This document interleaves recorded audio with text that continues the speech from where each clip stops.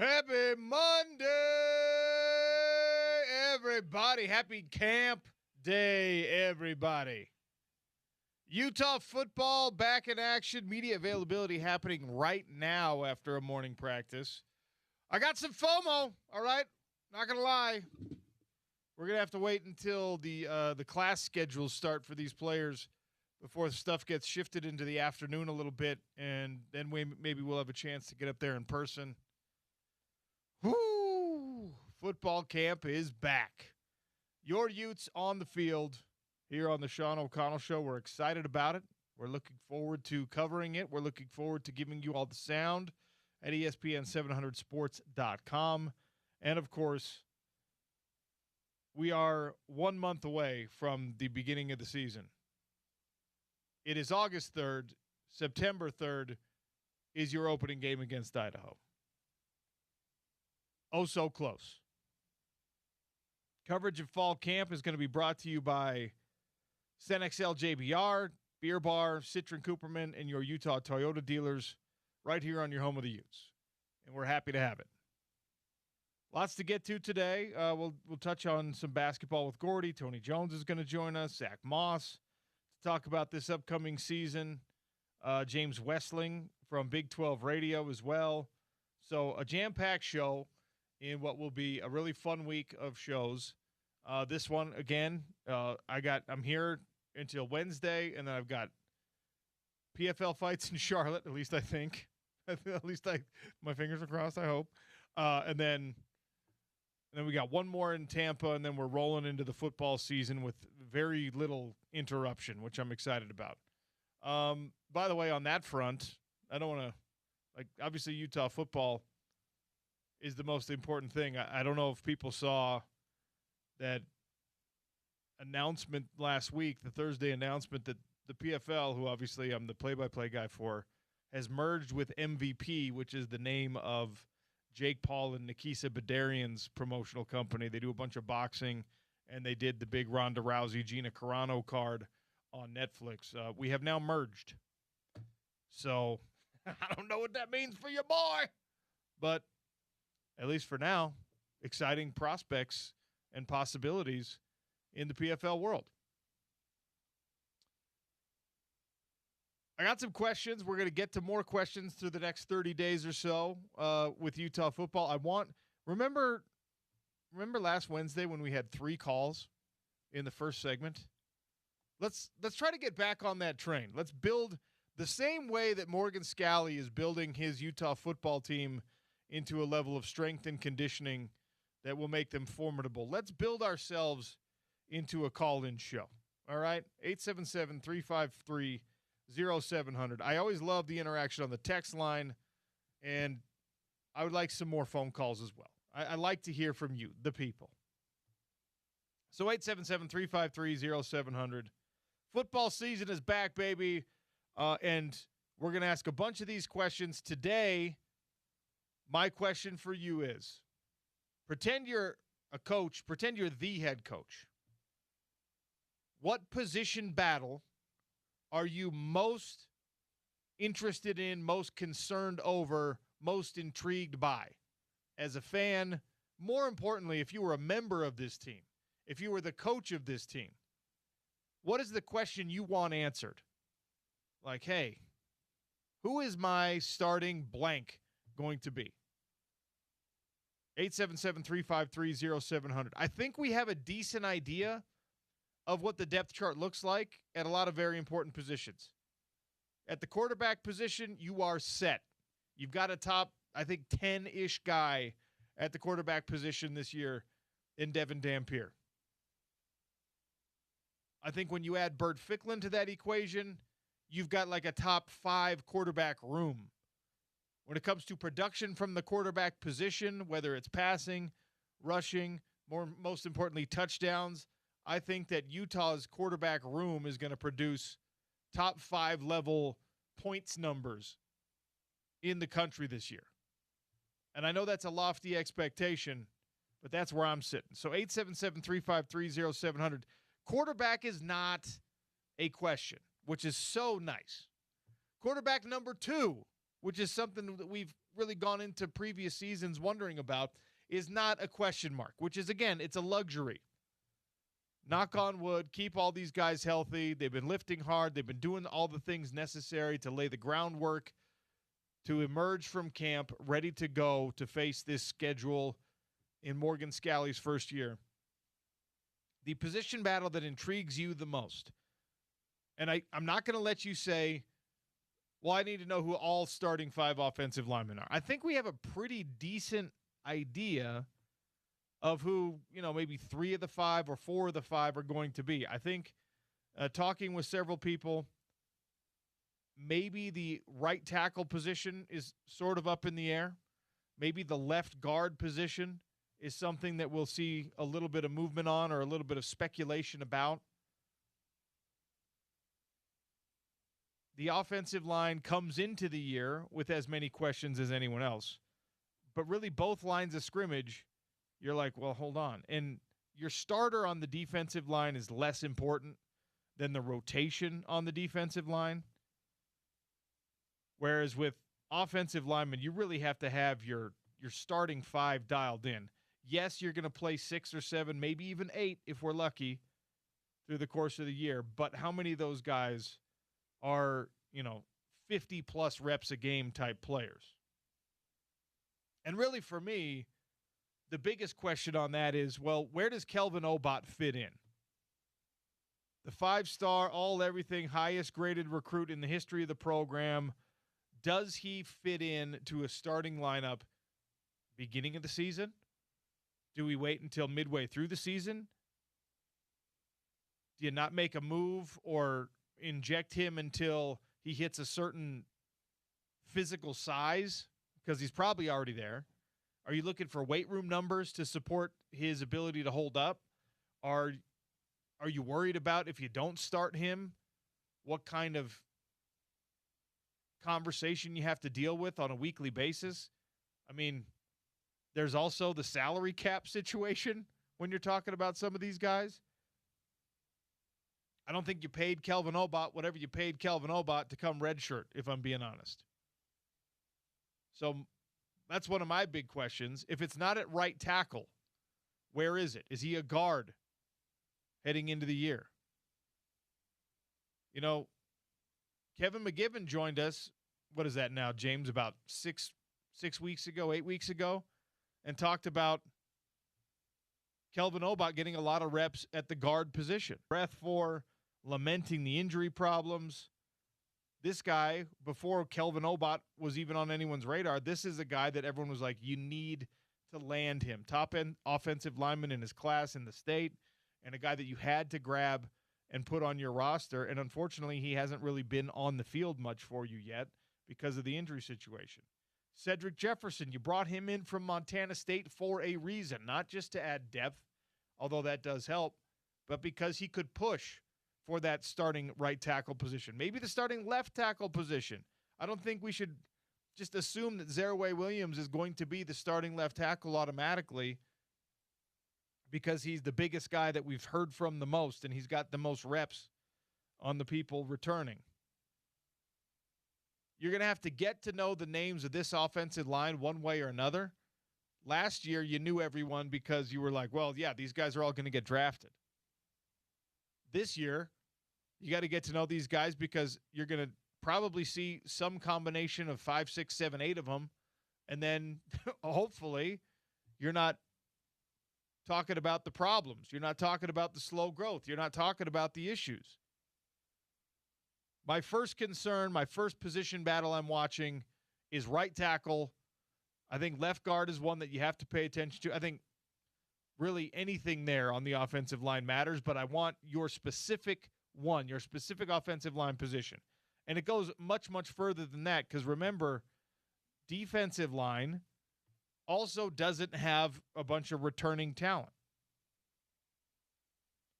Alan on the text line says, who's going to step up at D-tackle? D-tackles, right? This is what I said. You don't need 5 starters and maybe a 1 swing guy, rotational guy. You need 4, maybe 5 tackles that you trust in every situation. that you trust in a starting rep, that you trust on a third down, that you trust when the game is on the line, that you trust when you're up by 3 touchdowns to not get penalties and give the other team a bunch of momentum. You need 4 at least that you trust. And whether or not they're on the field for the actual first rep of the game is less about them and more about what the offense gives you, and more about, I mean, there's going to be situations where Morgan Scalley and Colton Swan scheme up some things against, I don't know, Houston, where it looks a little bit different. They're going to go up against TCU, and TCU might trot out empty for the first rep of the game, and you're like, oh, wow, there's 5 wide here. We got to put 1 D tackle on the field and go fast, right? But, Alan, it's a great question. Mike brings up one that, honestly, Mike, this is why I want the interaction. I want the text. Are we going to find a field goal kicker that you can trust beyond 25 yards? I mean, that ended up being massively, massively important for Utah football season last year. And it was a great season. I don't want to hear anybody saying anything except that. I don't want us to get it lost, like, because you didn't beat you didn't beat Texas Tech and you didn't beat BYU when you needed to in order to earn your spot in a Big 12 championship game. I don't want it to be lost that last season was an awesome season for Utah football. The standard, though, is now championship contention, is now championship, like actually being there with a chance to play for it all. The standard that Utah football fans want, and more importantly, that Morgan Scalley wants to meet, is making it to a college football playoff. And doing it now, doing it before they expand to 24 teams or 64 teams or whatever final product we end up getting. We want, he wants, they want to be in it right now. A little December madness, is that what you're thinking of? 64-team bracket, 4 regions, 1 through 16. Let's go. It'd have to be November madness because, man, that tournament would be so dang long. It'd be done after the Super Bowl if we started in December. And obviously it's never going to get that crazy, but, right? Last year, you didn't have a kicker that at least one guy, the most important guy, trusted in a BYU game.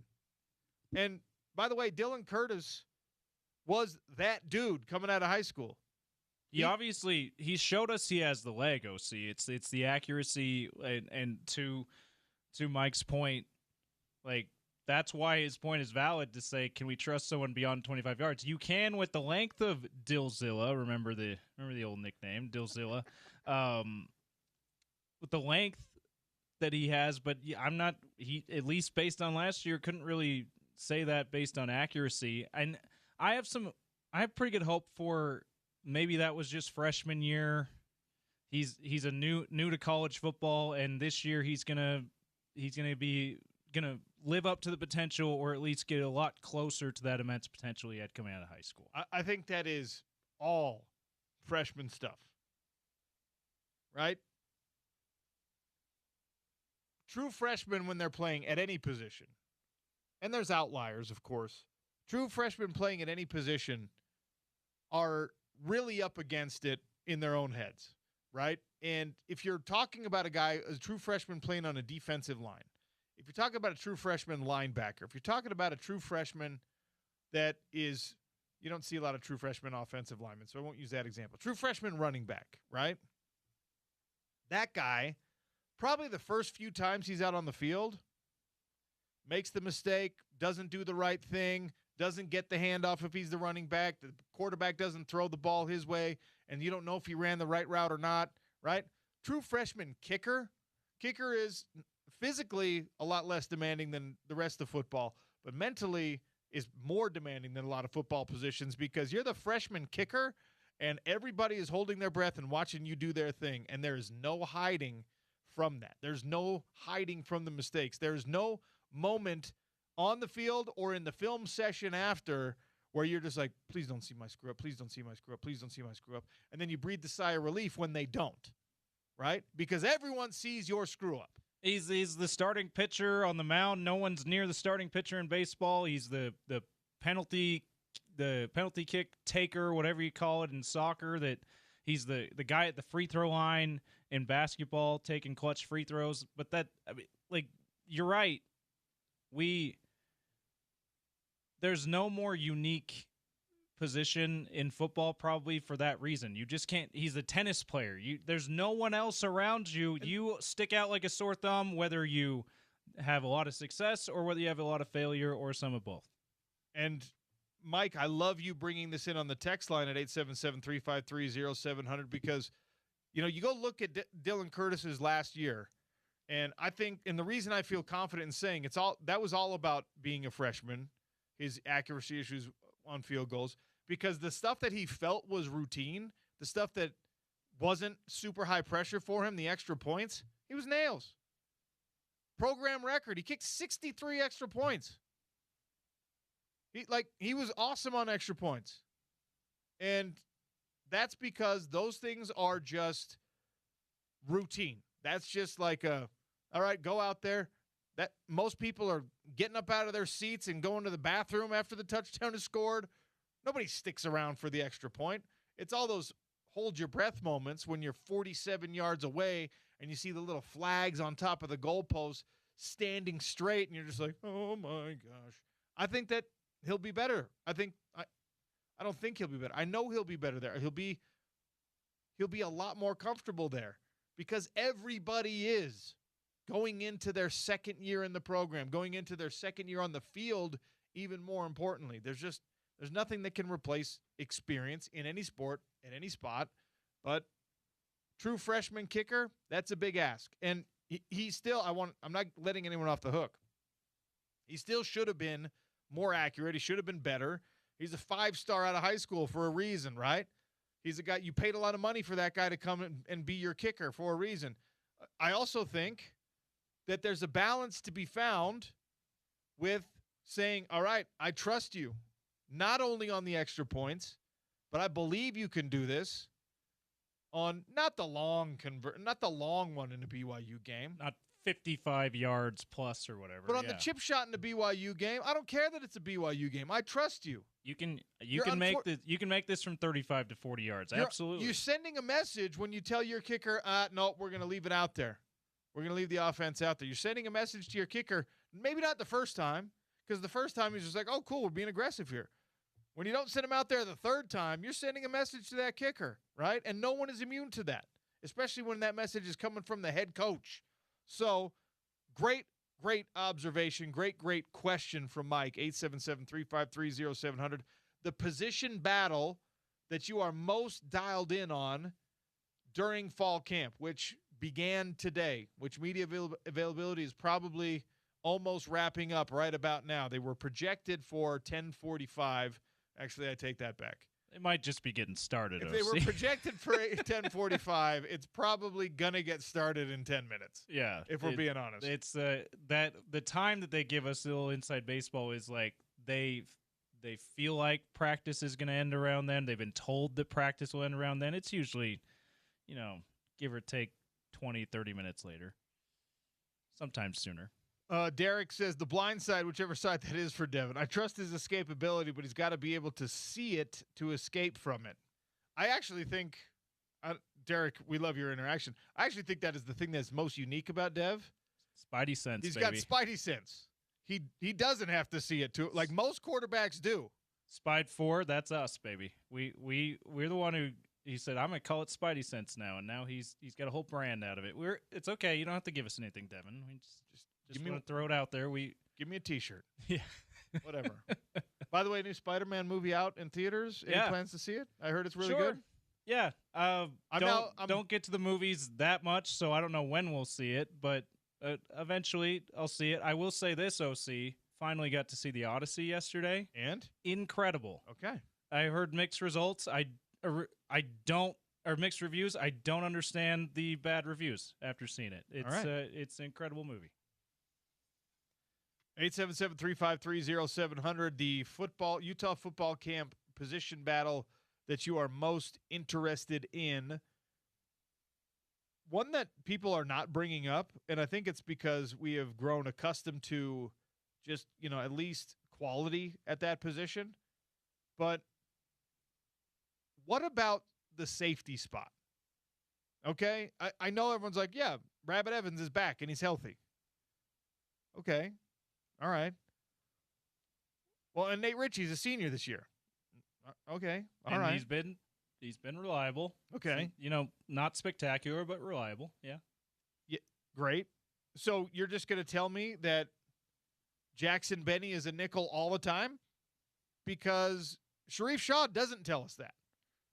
Sharif Shaw has designs on a bunch of these other guys with the ability to play that nickel corner spot. So what does that mean for Jackson Benny? You're not keeping him off the field, right? He's got to be on the field. He's one of your best athletes. So where's he going to be? What position is he truly going to be playing? Are you going to have more of a safety rotation, which is a little bit weird, honestly, if it goes that way? Because they really like Nate Tillman also. So safety is not as settled as I think a lot of people want it to be, or I think as much as a lot of people kind of take for granted. Because you have positional versatility from several of these guys. Like Nate Ritchie, I think, is as much of a box safety as he is anything. So does that change the way you line things up? Does that change the way that you substitute? And do you do it based on what you think opposing tendencies are? Do you have really 3 starting safeties or 4 starting safeties that you're playing some level of guesswork? And Coach Odom is that dude where you're like, all right, you know what? I think they're going to be passing on these 3 downs. So let me get my speed, my ball skills. Let me get Rabbit Evans and Jackson Benny, you're out there. And then it's like, okay, you know what? They're running on these 2 downs. Nate Ritchie, you're going to be out there. And that's not to criticize Nate Ritchie's ball skills or anything like that. I'm just saying, do you play into the strengths of your personnel with substitutions? Or it's like the running back thing. Do you let those guys be out there and in a rhythm and doing their thing? And how often in the Big 12 you're going to see fewer nickel packages with this year's schedule than you did last year's schedule? So what does that mean? You're not taking Jackson Benny off the field. Are you having him play corner? Are you having him play nickel? Are you having him be a true, center fielder safety? Because you can't not play the guy. He was, for stretches, you could argue, the best defensive player on the team last year, OC, and that's with John Henry Daly on the field dominating. And that's, man, he should have had 3 more interceptions than he had. Yeah. He dropped 3 interceptions, right? And look, it ends up being a pass breakup anyway. So it goes in the stat sheet. Obviously, an interception is a much more valuable stat and a much more impactful stat. But, he's always where he's supposed to be, it seems. He has the athleticism to run with pretty much everybody at the wide receiver. He can jump with all these guys. It's just, and that's not to say that Nate Ritchie can't or that Rabbit Evans can't or that whoever else can't. But the hope is, knock on wood, that you see some rotation that involves Nate Tillman, that involves Rabbit Evans, a healthy version, right? Nate Ritchie could be your next Steve Tate type safety. I don't know. The safety spot is not as settled as I think a lot of people are talking about. There are a lot of question marks there. Absolutely. I feel like there's a lot of trust in Rabbit Evans because of the way he's performed when healthy. But he hasn't been healthy all that much. And so it's limited that we've seen him. He's not a guy who's been in the program is this his 3rd year in the program, but I feel like limited reps, OC. He's not been a starter for, 3-4 years at this point. So I agree with you. I think there's more question marks there than we want to say. I think getting Derek Odom back on the coaching staff, that's a big reason why it's important that you got an experienced guy who knows the program, who's had success as the safeties coach here at the University of Utah in a golden year, in some of the golden years for the Mountain West era, right? And not just team golden years, but safety position golden years. That's something that, like, Rojo was there, yeah. Casey Evans, Steve Tate. I mean, these guys were all coached by him. You had an all-conference safety basically every year. Joe Dale, these guys were coached by Odom. They were awesome, awesome players. So that can't be understated when you have this much uncertainty. There's some familiarity, but there's still a lot of uncertainty. It's great to have a proven coach like that back in the fold with Derek Odom. And, I mean, it's great to have the head coach be the safety guy, and Morgan Scalley's certainly going to have some eye on the safety room, because just like we always said, Kyle Whittingham's going to always have one eye on the defense, and he's going to have, that eye is going to be in the linebacker room a lot. We said that a lot of times over Witt's tenure. It's the same thing with Morgan Scalley. You got to feel like the safety position will still be a big strength, even with this uncertainty. But you're right. Like, who's it going to be? That's a big question. And as far as the corner rotation, Sharif Shaw doesn't mention James Chenault and J.C. Hart and Rock Caldwell alongside Scooby Davis to make their moms feel good, right? He doesn't drop people's names just so their family is like, oh, look, coach said something about you. He's sending dual messages like, congratulations, I've noticed you, and also I'm watching everything you do now. You're on the radar. Do you want to play? You're on the radar. Are you going to be the guy that forces his way into a starting position, that forces his way into our defensive plans? Because I know your name. You have the traits that I'm looking for. Are you going to be someone I can trust?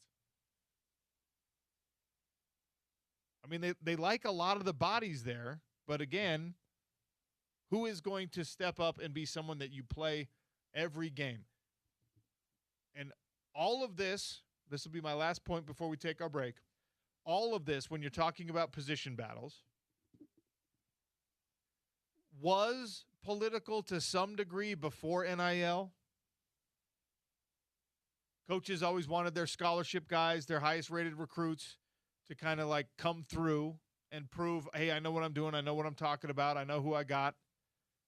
But even more so now, the NIL number attached to these individuals is going to have some kind of influence. No matter how much coaches want it to be a pure meritocracy, money still has influence. The same way it used to be just scholarship money that had influence, now the NIL money hyper-focuses that, forces that in a way that even scholarship money wasn't able to in the past. And I don't have the balance sheet. I don't have the salaries in front of me. But we kind of know the guys that are demanding the most, commanding the most, getting the most. Those guys get a little bit extra leash, maybe. Which means from the pure meritocracy standpoint, it's harder and harder and harder to be a Jackson Benny from last year.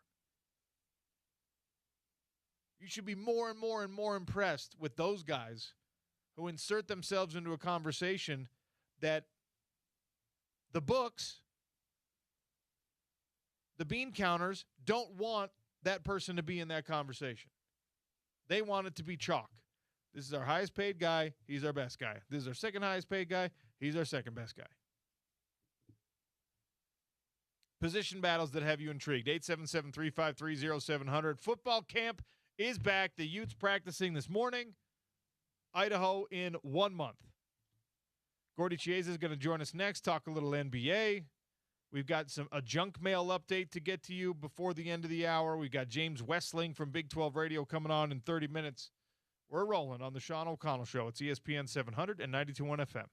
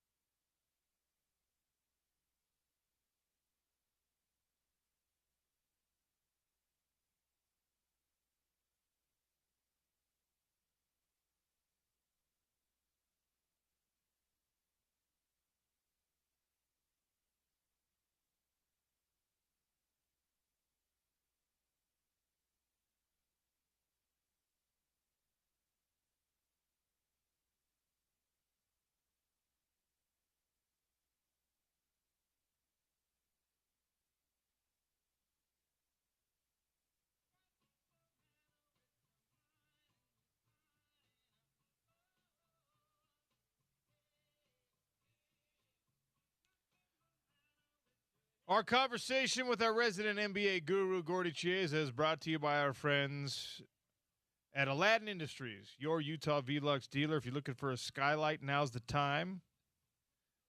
Gordy Chiesa, welcome to the show again. How are you, sir? Sean, I'm doing well. Thank you. The dust settling on free agency, NBA trades, personnel movement, and we're getting, I think, a really solid idea of who ends up where for this upcoming NBA season. Who helped themselves the most besides the 76ers in getting LeBron? I would say there's a few teams, but in particular would be the Lakers. How LeBron moved on, but they've done a good job as far as their additions. And so the Lakers, I think, it sounds weird saying the Lakers of all people, but they're vastly underrated.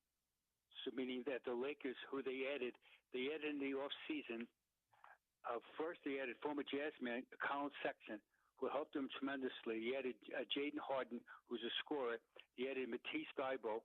He added Zaire Williams. They added Kevon Looney. And besides Walker Kessler. And also Marmo Calavilli. And so the Lakers, they redirected their efforts, and now obviously the team is Luka Doncic and Austin Reeves. So they did a good job, the Lakers, as far as what they're trying to accomplish, and that's why still be competitive in the West quickly. Also, just by getting Tobias Harris to San Antonio Spurs, they did a good job. So they plugged in a guy that's going to be able to score the ball from outside, rebound in traffic. He's 34 years young.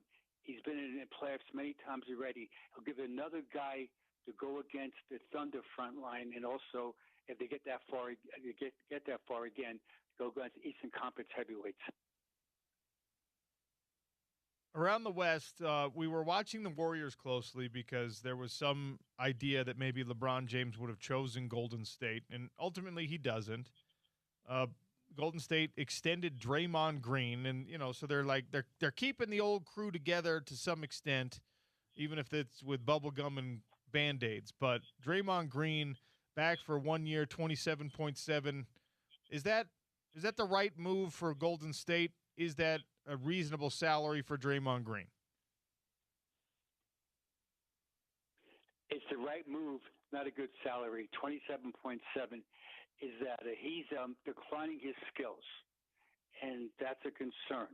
So the Warriors are saying basically we're going to eventually drop down in the standings, but we have Steph Curry. We're not going to do that to our organization. And so this is almost like the last hurrah before they really, truly rebuild. Steph's got 2 more years left in his contract. Draymond signed a 1-year contract. You mentioned $27.7 million. Remember, Draymond also opted out of it to get them some sort of cap space and timing to try to get LeBron. Once LeBron went to Philadelphia, then he signed Draymond for the original contract of $27.7. Jimmy Butler is the elephant in the room. When he's there, he's a talented guy, though moody. And his contract is really a tough one to deal with. The 1 year, next year, meaning this season coming up, the 26-27, he makes $56.8 million. They'd love to move him on, but there's nobody in the NBA would take him with that salary. Maybe, possibly, during the trading deadline, if an elite team needs a small forward and they're willing to pay half of that salary, possibly. But right now, so the Warriors, they're just treading water. Now, Jazz basketball, hopefully the Jazz be able to leapfrog the Warriors. And here's the reality. And the Jazz point of view is that the Jazz, they added some good players, plus Darian Peterson is a major talent. And now can they outperform, say, the Warriors, the Mavs, the Clippers, the Trailblazers, the T-Wolves, the Suns? They're all bunched up. All those teams are. Can the Jazz go over them by playing better defense and also getting more continuity with their young lineup? The Nuggets have been shopping Peyton Watson around, and apparently that's coming as the timing gets weird. The price seems to be coming down. What sort of market is there going to be for him? One is that here's the dilemma that a lot of teams have. Restricted free agent means simply, for layman's term, that your present team wants you in your organization, but we're not going to bid against ourselves. And so Peyton Watson is this young guy that's really popped out as far in their lineup and has played well, even though he got hurt last season, didn't play in the playoffs, which set them back as far as being knocked out early. And so the Denver Nuggets do not want to overpay dramatically on him. They want him on the team, and no team has bidded on him right now. So now it's a wait-and-see game who's going to blink first. Now, the Nuggets have the 48 hours. If someone gives him a bid and he accepts it, the Nuggets can match that. So they're waiting for it. Now, the problem is, what about hurt feelings? I know it sounds weird saying in the NBA or professional sports, there's no hurt feeling. These guys are professional. But the answer is yeah. So that if they do re-sign him for lesser money, is that what's his mental part of it as far as them going forward? And it's an unbelievable balancing act. There's 3 guys out there, Sean, right now that are out there. They're all restricted free agents. They're all good players. All 3 parent teams want them on their team, but there's certain economics of it. Besides Peyton Watson of the Denver Nuggets, that's also Jalen Duren of the Pistons and Benedict Mathurin of the Clippers. And so it's a wait-and-see game. From the player's point of view, are you kidding me? Sign me right now, or I want out of here. And that might happen, but we're not at that point yet. Usually speaking, it's during the month of August it gets much more serious negotiation. Up to that point, everybody's talking friendly. Later on, about a month from now, if not sooner, people are going to act on it as far as either sign and trade or enough is enough. We'll sign you to our terms, not your term, because there's no offer on the player. Victor Wembanyama's getting his own signature shoe line with Nike, a big extension with him at Nike. We're gonna have to buy some of these shoes, Gordy. You know, me and you, we both talk about Wemby pretty much every time. Feels like it's appropriate that we have the shoes, you know? Oh, very much, absolutely. And Wemby, Nike, he's the face of the franchise globally. See, globally, because he's an iconic figure already. Let's not forget, he's only 22 years old. This is the most amazing thing.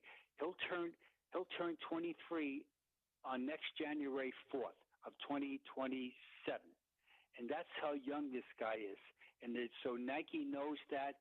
The Olympics are coming up in L.A. in 2028. France is going to be a major player as far as all sports, but especially in basketball. And they want Wemby to be locked up for many, many years in their signature shoe. Even though everyone loves Wemby, his shoe is so big as far as a large foot that people can't relate to it. So it's almost like Steph Curry's the perfect guy that'd be a shoe contractor because people can relate to him because he's smaller status. And the only player that ever made money as far from a company standpoint on a sneaker basically was Michael Jordan. Two players, Michael Jordan and also LeBron James. As far as Nike making money on them versus the player making all the money. Gordy Chiesa for another minute or two here on the Sean O'Connell Show. Another report out there has Wemby hosting most of the San Antonio Spurs, kind of all the staple players with the Spurs in France for some informal team workouts. And, was this common practice? Is this common practice? And going back to your coaching days, is this something that you saw guys doing where they'd fly teammates in and put them up somewhere and, hey, let's get a good run? Obviously, it's international now, and this is a headline because it's France. But were these guys getting together in a more formal pattern in the off season? Yeah, very much. Yeah, the answer is in team building and also as far as the workouts. And usually speaking, there's no coaches involved.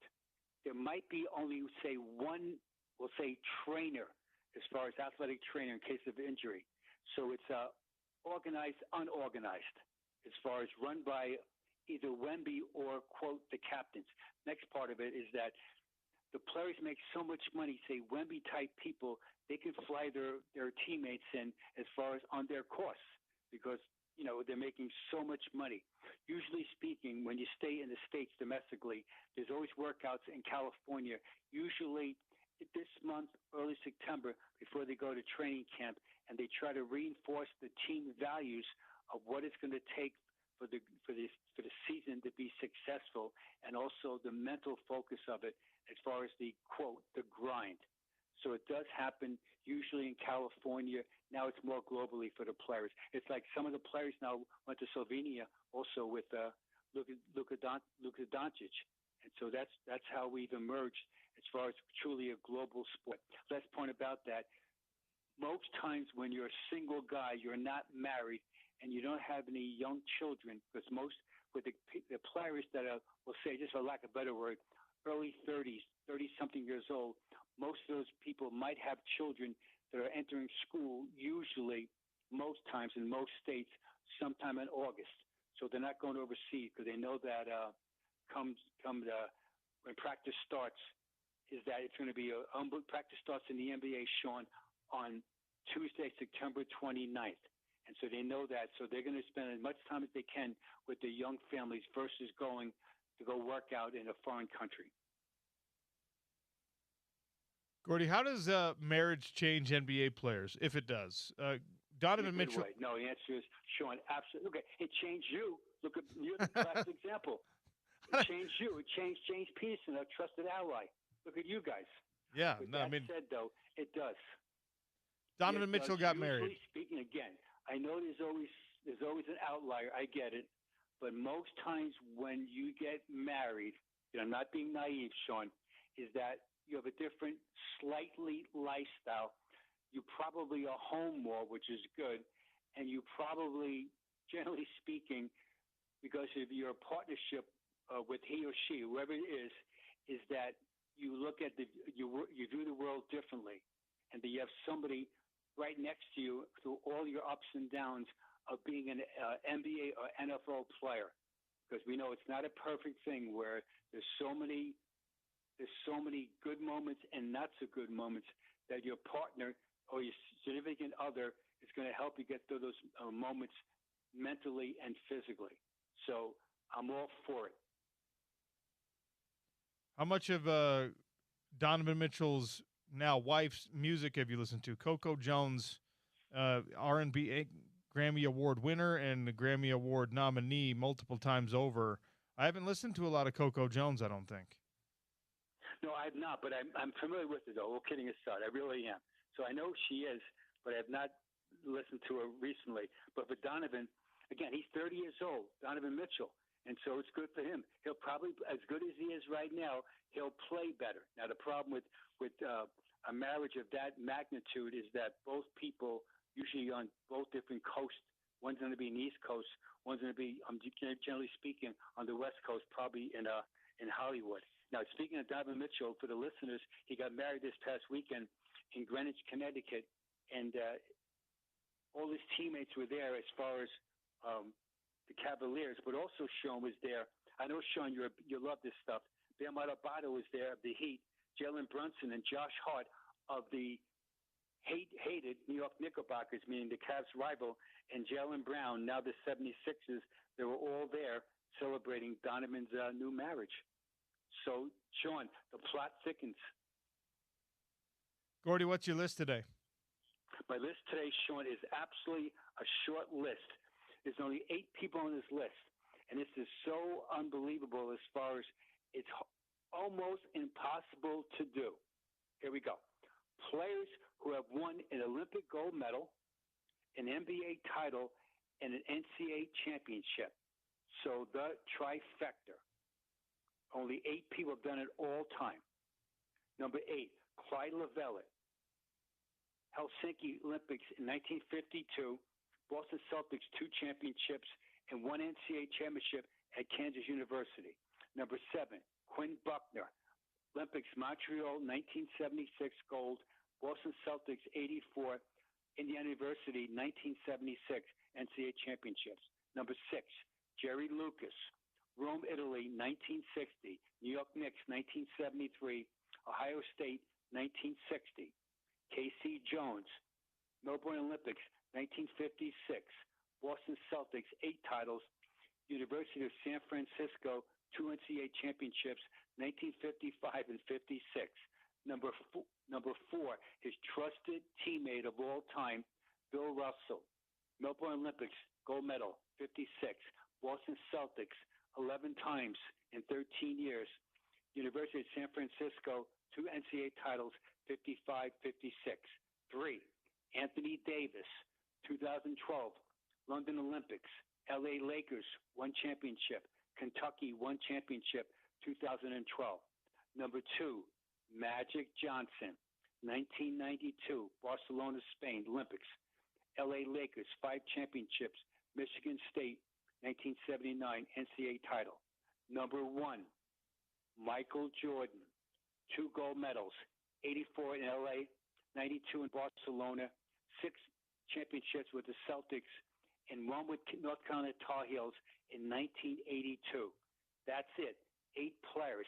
But, Sean, there's one more guy left out purposely because possibly he could do this.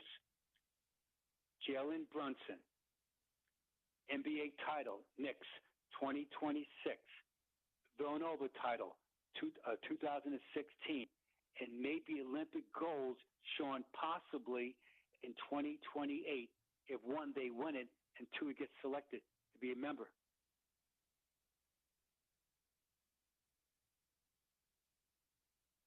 That is Gordy Chase's list of the day here on ESPN 700 and 92.1 FM. Gordy, always appreciate your time and your expertise, my friend. Thank you. And Sean, one thing about it, I'm sure happy that you're married. Me too, Gordy. I'm still a mess, but imagine what more a mess I would be if not for that. Oh my! Yikes! Okay. Yikes! You're the man, Gordy. Thank you. Thanks, Sean. Peace out. Victor Wembanyama, new logo, new shoe deal coming out. No images of the shoe are available yet. But Gordy's absolutely right. You basically have to have somebody else model the shoe because the size 22 version of it is going to look weird. Is that why Shaq was never a big shoe mogul? He's been so successful at everything else, right? He had a Shaq brand of shoe. Do you know the story behind Shaq's shoes? No. So Shaq initially had a Reebok shoe, if I'm not mistaken. I believe it was Reebok. And his deal would have been like a regular, normal, whatever, $10, $20 million at that time, lucrative deal. And he had a signature shoe. I think there were the big, like, black and white kind of like stripes on them, if I'm not mistaken. And a mom came up to him in, like, I don't know, Walmart or something and berated him and was just like, what are you doing? These shoes are $120. Nobody can afford $120 shoes. What are you doing? And he took it to heart. He was like, oh, man, I'm really sorry. So he went back to, I believe, Reebok, if I'm not mistaken. I could just look it up, but instead I'm speculating. You're spot on about the black and white. They call them Shaqnosis. Yeah. All right. Reebok. Like, yeah. Okay, right. And they were, and if I'm not mistaken, to hear Shaq tell it, I think he went back to Reebok. It was just like, guys, I can't do it. We're done. Like, you could have the money back. You don't have to make the shoes anymore. And so then he went and manufactured his own Shaq shoe that it was like $50 or less for low-income families. And you could find these shoes in like Payless, Walmart. Yeah. And he sold bunches and bunches of these shoes, but he deliberately like sacrificed the cool factor of being partnered with Reebok or Nike. Sacrificed? He sacrificed. James, dang it. That was a good one, though. That was a really good one. I do remember this story being told now, OC, after you started talking about it. I'm like, oh, yeah, he felt bad about how much they cost for whatever reason and made a more affordable shoe.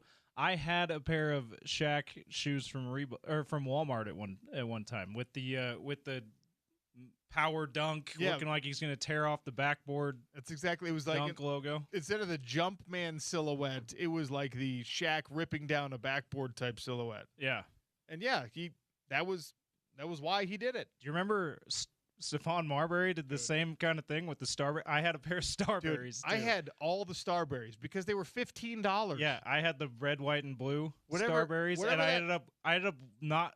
I didn't have them for very long. It was probably like a year, like maybe 4 months in. I had a hole in the bottom of my shoe because they were that.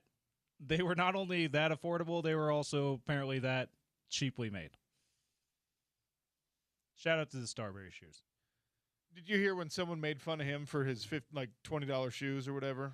Yeah. His response was, "How many pairs of Kobe's do you think got sold?" A lot. And it's a lot. Stephon. He's like, "How many pairs of Starberries do you think got sold?" And of course, people are like, the American context. They're just like, "Oh, I don't know." He sold 1 billion pairs of Starberry shoes in China. Yeah, because he had like a nice post NBA career in China, like league MVP career in China. Yeah, that's like cheating though. Starberry, like you. Stephen Barry's. That was the name. In America, he sold 4 million pair. And I was one of those pairs. One of the 4 million. That store was so hard to understand when it opened, like 3 locations. Everything in there was $5, and then they closed like a year later. Yeah, it was like I think I bought mine in San Diego. Yeah, on they were vacation in San Diego. I found myself in a Stephen Barry's, and I bought some Starberries. $14.98 for those shoes. Love it. All right, we got to take a break here. We have a James, tell me what to do here on timing. Should we double up here, or should we take a real quick one with a junk mail update? Let's do the junk mail update. Real junk quick. mail next. It's the Sean O'Connell Show, ESPN 700 and 92.1 FM.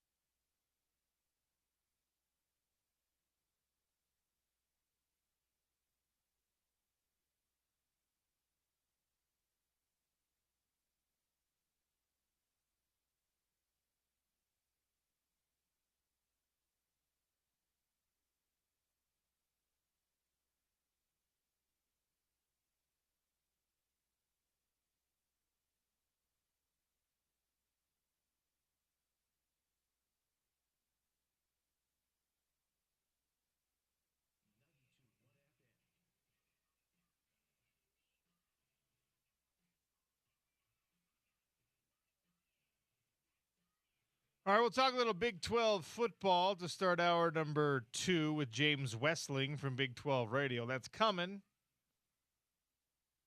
But a little junk mail update. Devin Dampier and Wayshawn Parker have been named to the Maxwell Award watch list. The Maxwell Football Club announced today. All right. Dampier, Big 12 Offensive Newcomer of the Year last year, third-team All-Conference. Manning Award finalist in 2025, 2,180 yards, 22 touchdowns to go with 687 yards on the ground and 7 touchdowns there. He was also the Vegas Bowl MVP, 148 yards and 3 touchdowns, 19-31 for 310 and 2 more scores as Utah beat Nebraska 44-22. Wayshawn Parker, also third-team All-Conference last year, and as we have lamented many times, He was just shy. He was 19 yards shy of a 1,000-yard season. He had six touchdowns on 149 carries.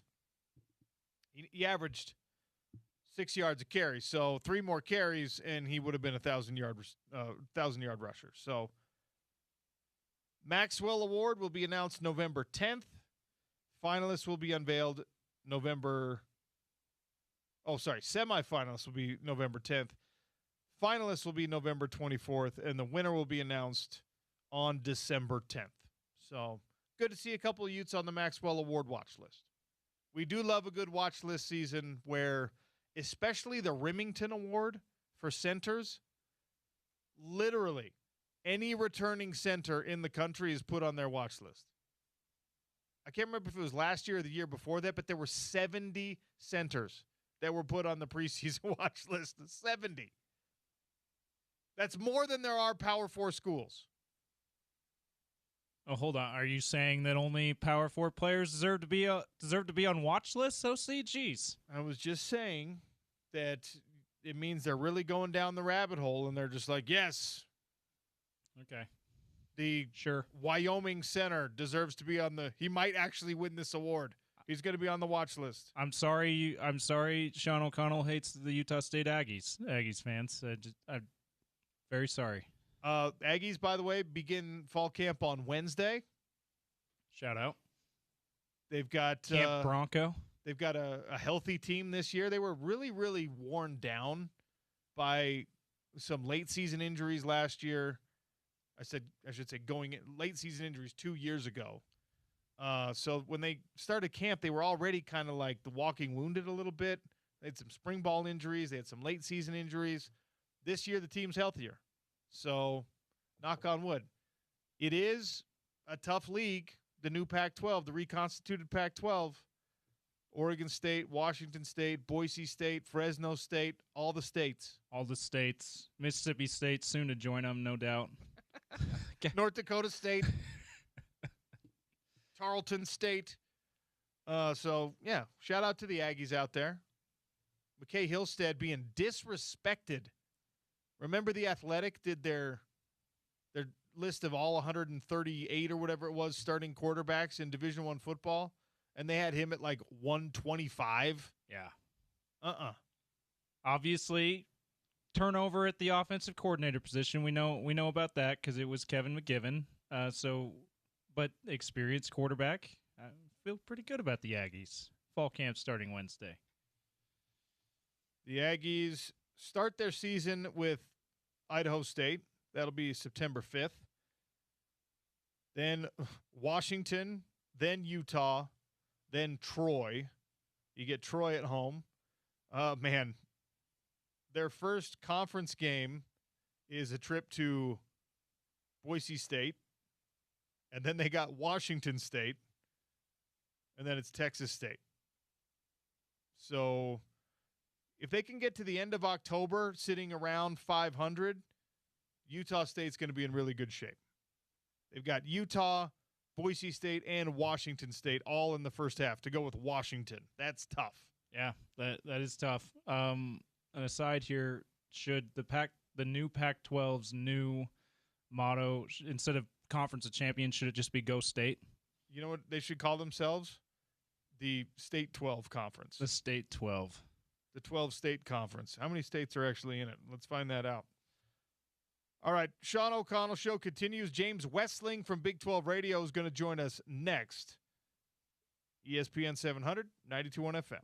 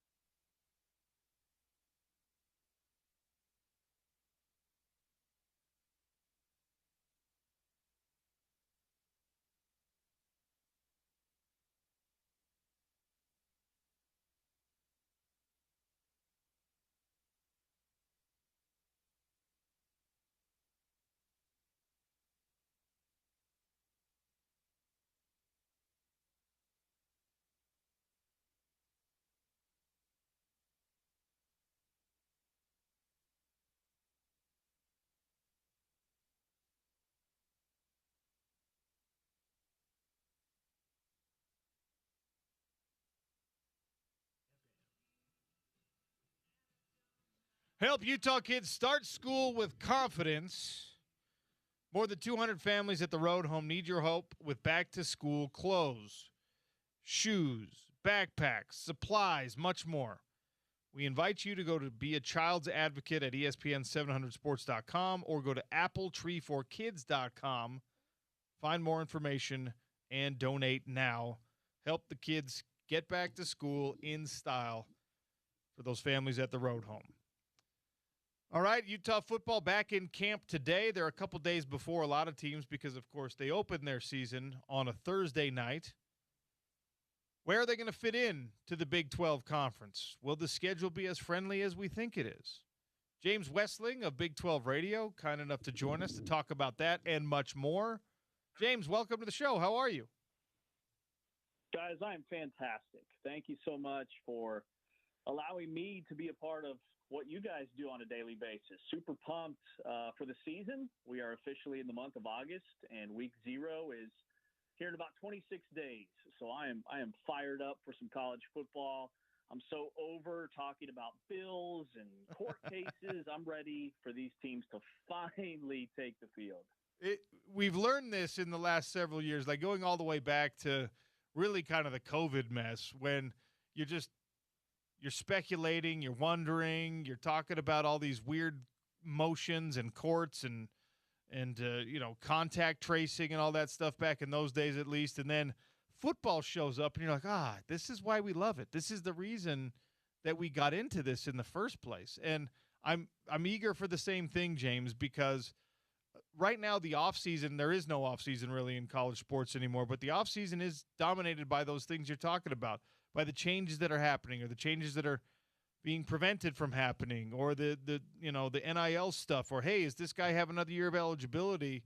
And it really pulls away from our love of the sport. But then we get to fall and we get to football, and it is football again. And it's just like, oh, yeah, these kids are paid, but they're still playing like they played when they were, not, when they were just getting scholarships. And I think for me, it's a meaningful reminder that it's still the sport that we want it to be, even if all the stuff around it gets pretty ugly. Totally agree. And I think that narrative can be pushed even stronger than some of the television partners. And I think in this age of social media, everything's just clickbait, for lack of a better term. Like, I remember when I was growing up, the off season meant list season. It meant potential depth chart position battles. It meant injury updates, and it meant recruiting. And then it was always the hypothetical what if game. And I loved that game. I loved looking at an upcoming schedule and thinking about the floor and the ceiling and the backup quarterback or the highly touted running back that didn't get on the field much as a freshman but has 4.4 speed and all the things that you'd hear through the grapevine. Like, that is what used to drive the college football offseason. And now it's all that other stuff you were talking about. So once the games kick off, I do think that fans will kind of reignite that passion. And that's what excites me. It's what excites me about all 16 member institutions in the Big 12. It's what excites me about all the high-profile non-conference matchups for the Big 12, because that's going to be huge in terms of the big picture, the narrative, the league pedigree. Ultimately, this is only year 3 of this 16-member institution conference. And 2 years ago, the Big 12 was horrendous in the non-conference. Last year, the league was slightly better, and it jumped the ACC as being the 3rd best conference in college football. All the data, all the non-conference games, when these leagues are actually playing one another versus when they're in league action, says a lot to me about just how dominant each conference is. And the Big 12 held its own last year. So I'm excited to see what year 3 brings for the league as a whole, when you have teams like Utah playing Arkansas and you have other high-profile matchups like an Arizona State and a Texas A&M, a BYU Notre Dame. Like, that to me is what will move the needle for the Big 12 as a whole. Well, you, like all of us, probably had to do a little bit more work on Utah football in terms of developing expectations, because for 21 years, we got to kind of be like, all right, we know what to expect. Solid defense, going to run the ball a bunch. This is what Kyle Whittingham does. Let's see who's got a quarterback. Let's see who his coordinator is. But, there were fewer questions to answer seemingly for 2 decades at Utah football than there are heading into this year. Morgan Scalley's first year, as you're well aware, got some continuity back at the most important position in quarterback, but a lot of changes everywhere else. So as you take a look outside in at this Utah football program, knowing that the schedule is as soft as you could ask for in this Big 12 conference, what are your expectations? What do you think is the storyline for the Utah football season? Yeah, Utah's really a fascinating case study for me in comparison to everybody in this league because they're unique in that they have a first-year head coach, but he's a guy that's been on staff for nearly 2 decades. You have to replace 2 NFL offensive linemen. They're the only school in the Big 12 that has had 2 first-round offensive linemen drafted since the early 2010s. And you have to replace 5 starters up front. So I would say it's different in that last season, Devin Dampier is walking in as like the missing puzzle piece, right? You have this dominant offensive line. You have a whole plethora of running backs. You have this hidden weapon in Bird Ficklin, who's a lightning rod, and I think one of the best backup quarterbacks in the country. And you have some receivers who are solidified, albeit probably not elite. Then you have a dominant defense. Like that was the Utah summary going into last season. Now it's completely flipped. You have a bunch of really exciting, prolific receivers that are unproven at this level. Then you have 5 new offensive linemen with tremendous upside, including the highest-rated recruit in Utah history in Obot. So you have a lot of question marks there, but your quarterback and your running back combo is as good as anybody in the conference. And then defensively, sure, there's a lot of guys that have been in the program that in the past you just kind of knew would take the next step forward, but they haven't done it under Morgan Scalley. And a lot of guys transferred out, which is very un-Utah-like. So I think in terms of the friendliness of the schedule, as you alluded to, which to me is the number one strength that Utah has going for it, I could see Utah being a double-digit win football team and competing for a Big 12 championship. I could also, if the offensive line doesn't gel, if the defense takes a step back, if Devin Dampier regresses because he doesn't have all that time to drop back in the pocket behind 2 NFL offensive tackles, and he kind of gets a little turnover prone, at least compared to how elite he was last year with his efficiency, then I could see Utah dropping down to a 6, 7, 8 win football team. So they're interesting to me because I think they have a really high ceiling. They don't have a lower floor than a lot of other teams in the league, but they do have, on Utah-like, a lot of question marks, I would say, coming into this year. You alluded to one of them, and I started the show today saying, because as camp begins, I want to know what the listeners, what the fans are like, okay, what position battle most intrigues these people in a new era? And you mentioned Kelvin Obot, and my big question is, can he crack the starting lineup? Because he should, right? Highest rated recruit in program history, as you already mentioned. He got a nice NIL package, which, while it maybe shouldn't matter, it does. And you're replacing 5 starters. So even if he's not going to be your left tackle, which I think is his eventual future in this program as a true freshman, he seems like the kind of body that you have to get out there. What's your thinking on that? And look, I know that, it's a first-year head coach in that position, Jordan Gross, who knows the kid very well. That might affect things one way or another. But I look at this, and I see what other schools do with their 5 stars and what schools in Utah's position, who doesn't get 5 stars very often, do with their 5 stars. And you try to get them on the field as much as you can. Do you think we see Kelvin Obot in the starting lineup even week 1? I don't know that I project him as a week 1 starter, but I do think he will be a heavy part of the rotation. And part of that is the fact that, just a personal preference of mine, I am very hesitant to lock in 18-year-old offensive tackles or even offensive linemen. I think it is a position that you have to develop into. And it does happen occasionally, but it happens at programs that don't have the success and the pedigree of a Utah when it comes to offensive line play. Jordan Seaton stepped in and started day 1 at Colorado. Well, Colorado was a mess. offensively. They couldn't run the ball. They haven't been able to run the ball for back-to-back seasons. And while Seton individually graded out very well, as an 18-year-old, he was kind of an outlier. You look at other programs around the country that don't necessarily land five-star prospects on a regular basis. Others in this league, I would look at Kansas State, who had a five-star tight end that everybody thought would start day one last year, and he barely cracked the rotation. I would lean on like Zeraway Williams. I think is a guy with a tremendous upside, even though he hasn't been on the field a ton. He's a former basketball player, so you know he's incredibly athletic and has good footwork. I look at Cedric Jefferson on the other side of that tackle position, a transfer that I really like for the Utes. So do I think an 18-year-old could be ready to go day one? I mean, I never thought we'd see like true freshman wide receivers do what they've done on the national level, like Jeremiah Smith and Ryan Williams. Like that was so foreign to me to see Alabama's leading receiver, a 17-year-old kid who's barely 6 foot, like 160 pounds soaking wet. So the game, my point in saying that is college football's kind of entered into this expect the unexpected era. So I shouldn't be shocked if he's starting day one. But just historically, it's pretty rare. It's rare all over the country for these true freshman offensive linemen to be plug-and-play starters and ready in their initial season week one.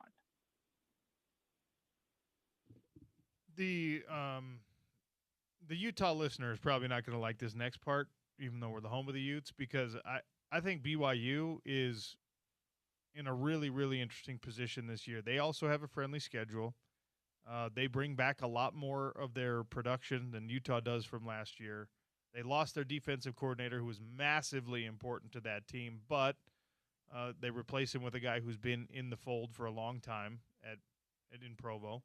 And, you know, your quarterback's back. Offensive player of the year running back is back. You have multiple starters on both sides of the ball returning, and you were really, really good last year. I have said it, and BYU fans don't like to hear me say this. I've said if you're not going to win it this year, when are you going to win it? Because, man, it's really shaping up pretty nicely for you. How do you feel about the Cougs?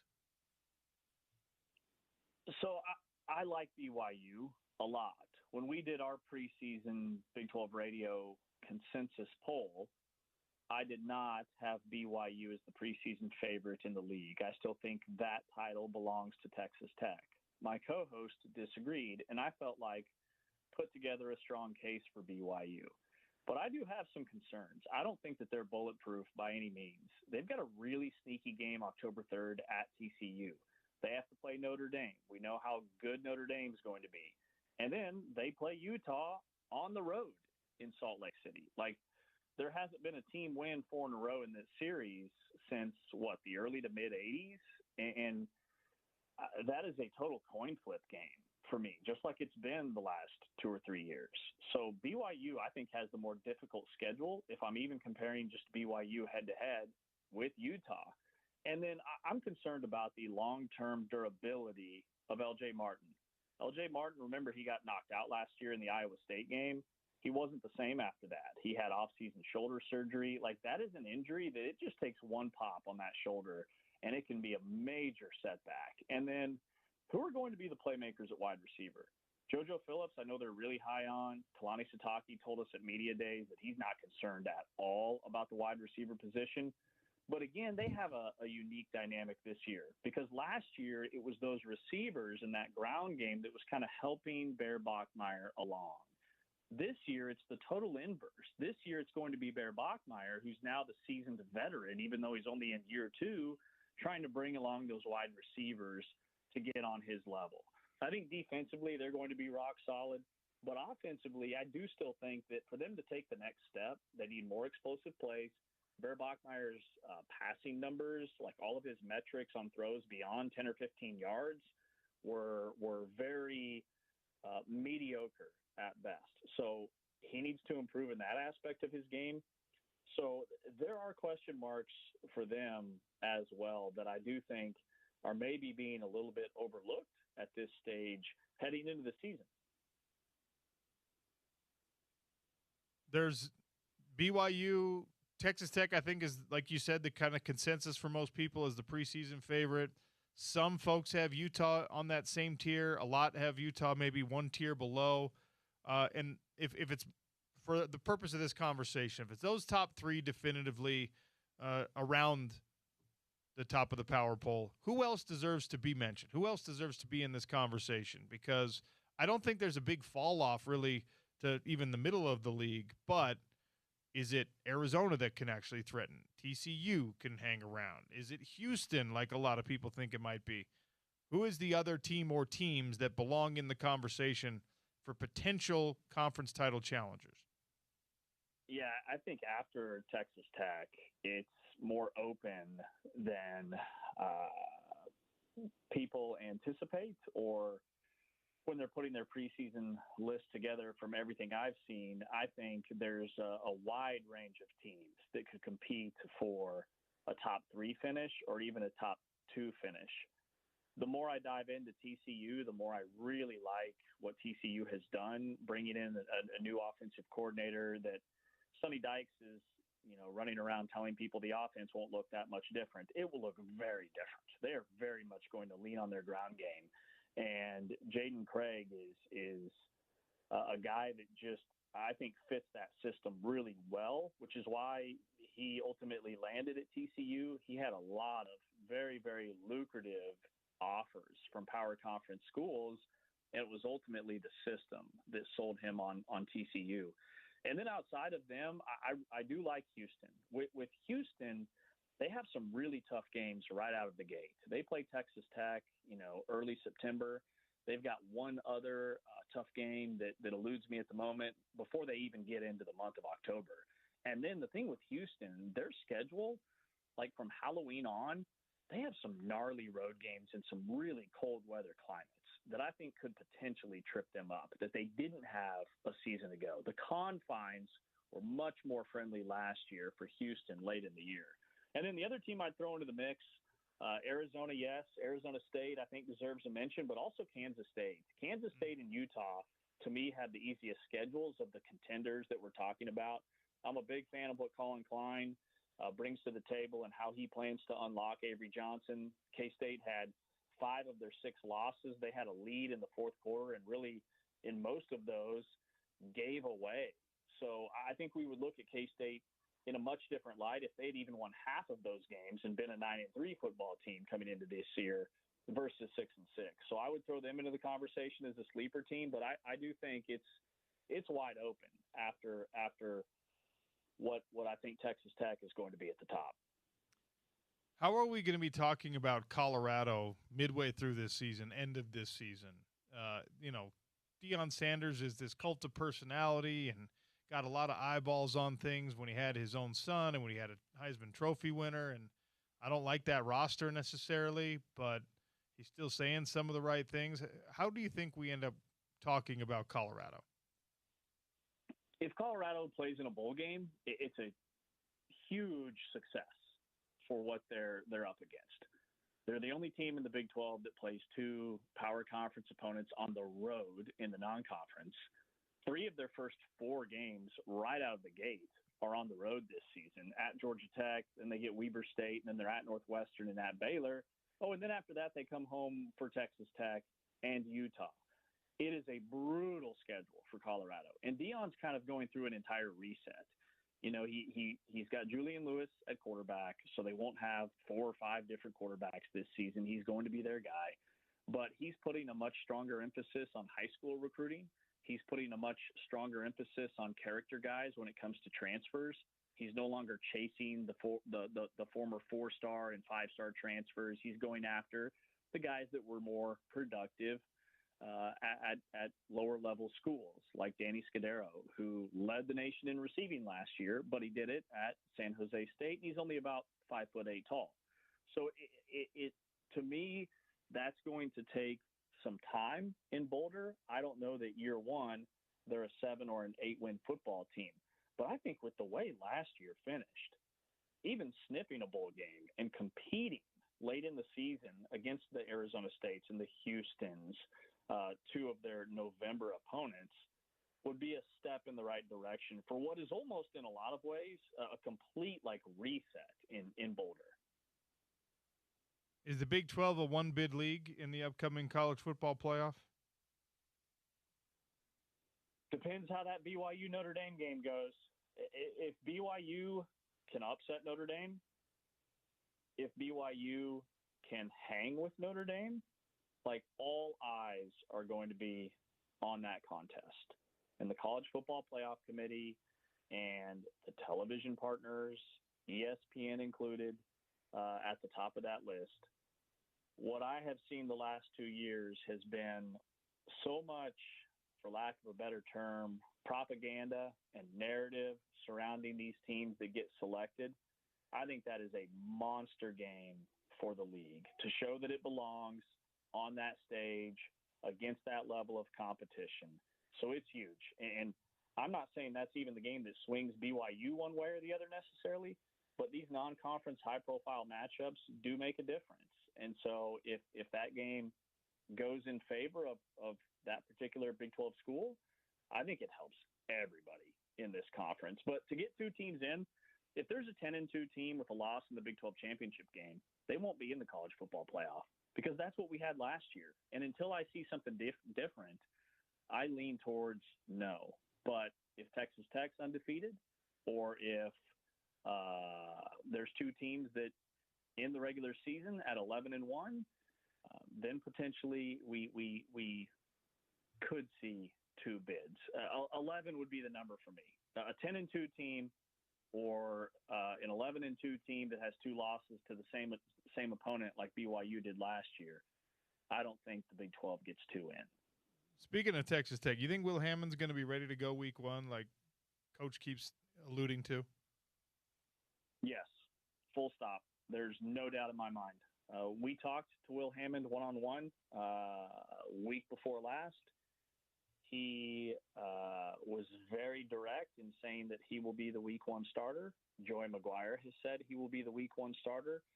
He's coming off a torn ACL, and he has already set a personal best top speed in just his preseason drills and everything that he's going through. He's got like a private quarterbacks coach and trainer that he's working with on a regular basis. That kid, there's no doubt in my mind, he'll be on the field. I don't know how many snaps, I don't know how many quarters, but I do strongly believe Will Hammond will be on the field week 1 against Abilene Christian. Love it. James, thanks for your time today. Tell Ari you said hi, all right? I will. Thank you guys, man. This was fun. We'll do it again, hopefully. We will. That's James Westling, Big 12 Today on TuneIn Radio. And, yes, he does get to hang out with our guy Ari Temkin and talk a little Big 12 football, which is right around the corner now, less than a month away from the Week 0 games. And we are a month away from Utah opening its season against Idaho on a Thursday night.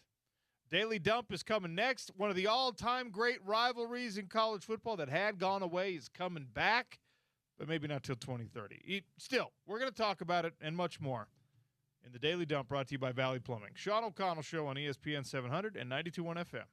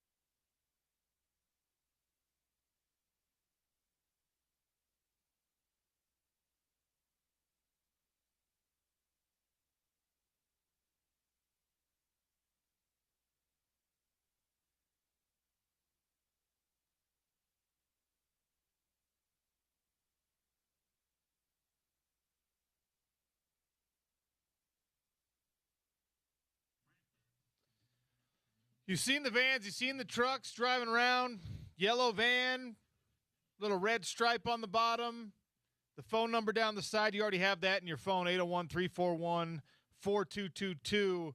And, of course, the truck with the duck. When you make a call, when you make an appointment, they can help you out with your plumbing, your heating, your cooling, your excavation if you need that. Rob, the brains behind the whole operation, is here in studio with us for the Daily Dump. Hey, Rob. Hey, how you doing? Good. How are you, man? Fantastic. I wish I was the brains behind the operation, but I'm just the good-looking one. That's all. the face only. Yeah, I got a face for radio. That's why I'm here. Last time we had you in, you were doing you had a bunch of homework going on because you were testing for all of your certifications, all your stuff in the HVAC side, because plumber by trade, came up in that world, business owner though, and you added the HVAC. And you could have just left it to the professionals there. You could have just left it to your licensed HVAC techs, but you wanted to make sure you had the knowledge yourself. Yeah, it's, I want to be a backup if needed. With the plumbing side, I can always be a backup. With excavation, I can back them up. HVAC, I have no idea. So if they need help, I can't help. But I'm hoping if I can retain a little bit of this stuff, because I'm getting kind of old and school is not my thing. Hopefully I can help. Maybe change a furnace filter or something. Utah starts football camp today. Oh, man. BYU starts in a couple of days. Football season is back. Utah State in action on Wednesday, at least in action for practice on Wednesday. Football season is back. NFL teams are in camp. We made it. We made it through the long, hot summer. We did. And, it still brings back bad memories. I grew up in Las Vegas, and we had 2-a-days.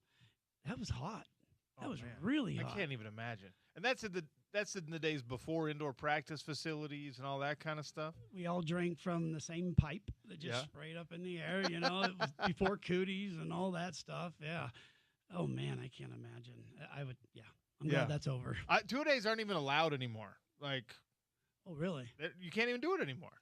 And they're probably indoor, aren't they? A lot of them are going to be indoor. Coaches still do what they can to try and toughen guys up and stuff. I was talking to a college football coach yesterday, and he was talking about the mind games you have to play with the players to get them to stay motivated and stuff. And hey, we got a grind here for 2 weeks, but then during camp we might throw a water park day in there, a movie day in there. I'm like, man, it's just different than it used to be. Absolutely. It was you either came or you were gone.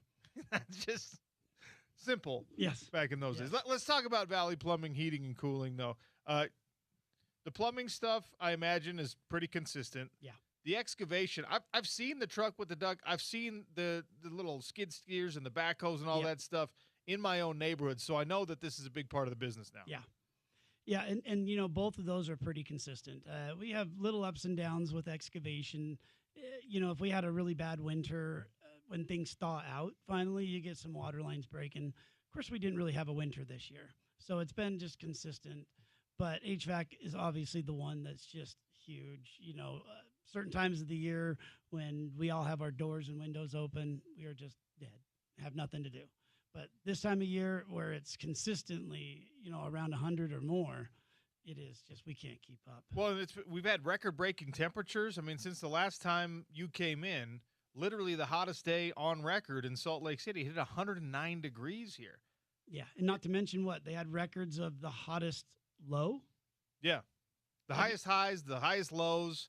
My wife told me yesterday, I think, we're 10 degrees above average for this time of year or something. So I imagine the phone's ringing off the hook for the HVAC. Considering, normally most people's heating and air conditioning systems, they finally get caught up about, midnight.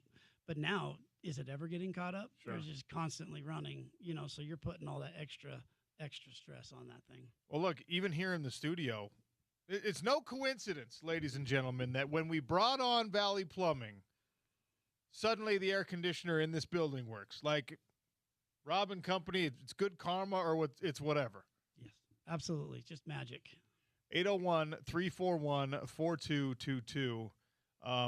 Right now, if I've got a broke down air conditioner and it's 100 degrees outside, how quickly can you get somebody to help me out? We can usually get there same day. We understand that being hot is just not Yeah, it's very unpleasant. And we all have families. I have a wife and 4 daughters. I understand what they would be like if it was 90 to 100 degrees in the house. I got 3 daughters, so you and I are in similar boats in Yeah. that regard. Whatever it takes, get that air conditioning.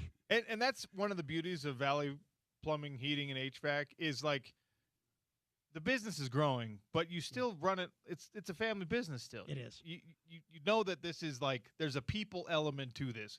Yes, you've got you're making money. You're doing business the right way, but hey, I got a leak. I need to get this thing fixed right now. I cannot have another night sleepless because everyone's sweating their butts off in my house. Yeah. So the urgency's there from your end of the business. Absolutely. And we even have backup systems. If you decide you want a new system and it takes a day to get it installed, we have backup systems that we can put in your home to give you some air conditioning until we fix or replace your system. Because we understand, yes, it may not cool their entire house, but it's going to give you a room or two of cold. And if you got a plumbing problem, they got to shut the water off for a while. Well, Rob is going to make sure that's done quickly because, again, that's a dad with 4 daughters. You don't want the water shut off in your house in a place like that. The second you say the water's going off, everybody has to go to the bathroom. Everyone's got to go. Now. Everyone's got to wash their hair that minute. Everyone's got to take a shower right exactly then. Drain cleaning, clogged sinks, clogged showers, burst pipes, water lines, sewer line. I mean, you really can handle it all. Yep. We pretty much do anything to do with heating and air conditioning and plumbing. We will help you with whatever you need. So people if you're experiencing something on the HVAC side right now, it's, oh, my air conditioner. There's an issue with my air conditioner. But also the furnace plays in, right? Yeah. That actually happened for us last year where the air wasn't coming through. The unit outside, my air conditioner outside was fine. And then it sounded like there was a lawnmower running in my furnace room. And that's what we actually had to replace. So, yeah, the blower go bad, correct? That's right. Yeah. So when they come out to check the unit outside, you know what? Tell the truck with the duck, have them come downstairs, have them go into that furnace room, have them go into that utility room, and make sure everything's working down there because you don't want to head into November, which is right around the corner, and then have a furnace problem also. Correct. We're going to look through the whole system, making sure everything's working, making sure you're not going to run into any more issues. We'll give you some options. So whatever you need. So test it out. All right. 801-341-4222. Be like, hey, I got this issue, but I'm also thinking about that tankless water heater. I'm also thinking about maybe upgrading my air conditioner because it's not able to keep up with this crazy stuff. Yeah. I promise you, the truck with the duck, Valley Plumbing, Heating, and Cooling, they can handle all of it really in your home systems. Plumbing, heating, air conditioning, all of it. Let me tell you, that tankless water heater, I wasn't a big fan of them at first, but like I said, I've got 4 daughters and a wife, and that was the best thing I ever did. That is the best. I have yet to take a cold shower. Before, it was just consistent. The 50 gallons ran out, usually on the first daughter. And then by the time it was me, I might as well just been out back with the hose. So with the tankless, it's great. Give them a call at 801-341-4222. You can actually go to valleyplumbing.com. You can click the chat feature. You can set your appointments that way. They give you plenty of options, and they can handle it all. Don't let that air conditioner keep chugging along and not keeping up. Don't let the furnace go bad. Don't let that hot water for the showers run out. Upgrade to the tankless right now. Rob and Company, they'll help you out. Just give them a call. 801-341-4222. Rob, thanks for coming in. Hey, thanks for having me. Great stuff as always. And, yes, we will get to the sports stories in the Daily Dump on the Sean O'Connell Show, ESPN 700, 92.1 FM.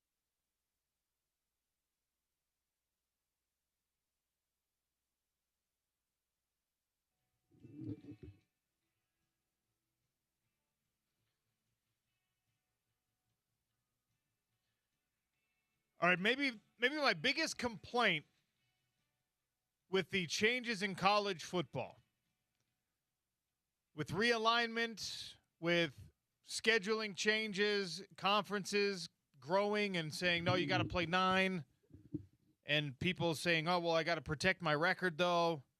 Maybe my biggest complaint, and you've heard me say it many times, has been a disregard for historic rivalries in a lot of cases.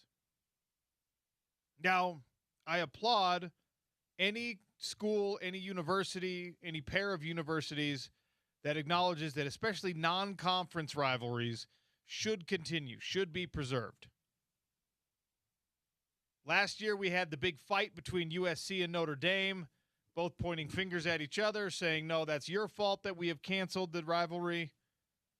We're not going to play it. Everyone kind of settled on the fact that USC and Lincoln Riley were scared. And you know what? That's probably the case because, of course. I mean, we're in the Big Ten now, right? We already have such a tough schedule. It doesn't make sense for us to play a meaningless game against Notre Dame. And Notre Dame, USC is one of the great rivalries in all of college football. Well, it's coming back. 2030 and beyond, a 4-year extension of the rivalry. A good start. It should be played every single year. But USC Notre Dame is back on in 2030, and we can all celebrate that. I'm going to criticize it when it goes away. To be fair, I should at least acknowledge when the right thing is done and they bring it back. Now, there is a sacrifice being made here because it will end a home-and-home matchup with Indiana on Notre Dame's schedule. And that, of course, is an in-state game that as many as 2 years ago didn't matter at all, but now Indiana is a powerhouse somehow. 4-game series, back-to-back season openers, and this is another reason why I like it. Because I have said the right way to make sure that these rivalry games are treated the way that they should be treated, even if the college football playoff expands further. And then you start worrying about, well, what about the conference rivalry games? What about, like, Georgia, Florida? And what about BYU, Utah? And what about, like, if you're getting to the end of the season, you've already sort of secured your position in an upcoming college football playoff. Are you now going to half-ass your way in a rivalry game, in an in-state rivalry? Are you going to rest people or protect injuries or whatever in an in-state rivalry game, which would be a travesty of the highest order for the legacy of any school and any coach and any member of those rosters? The way you guarantee that won't happen is you say, you know what? We're flipping the season on its head, and rivalry week is in week 1. It's the only way to guarantee that you're going to play this game and you're going to take this game seriously. It's going to be week 1. And a lot of coaches are going to hate that. A lot of people want a tune-up game before they play an emotional game like that. At the end of the day, you have to do what you can to preserve it, even if it means that both teams are not 100% themselves.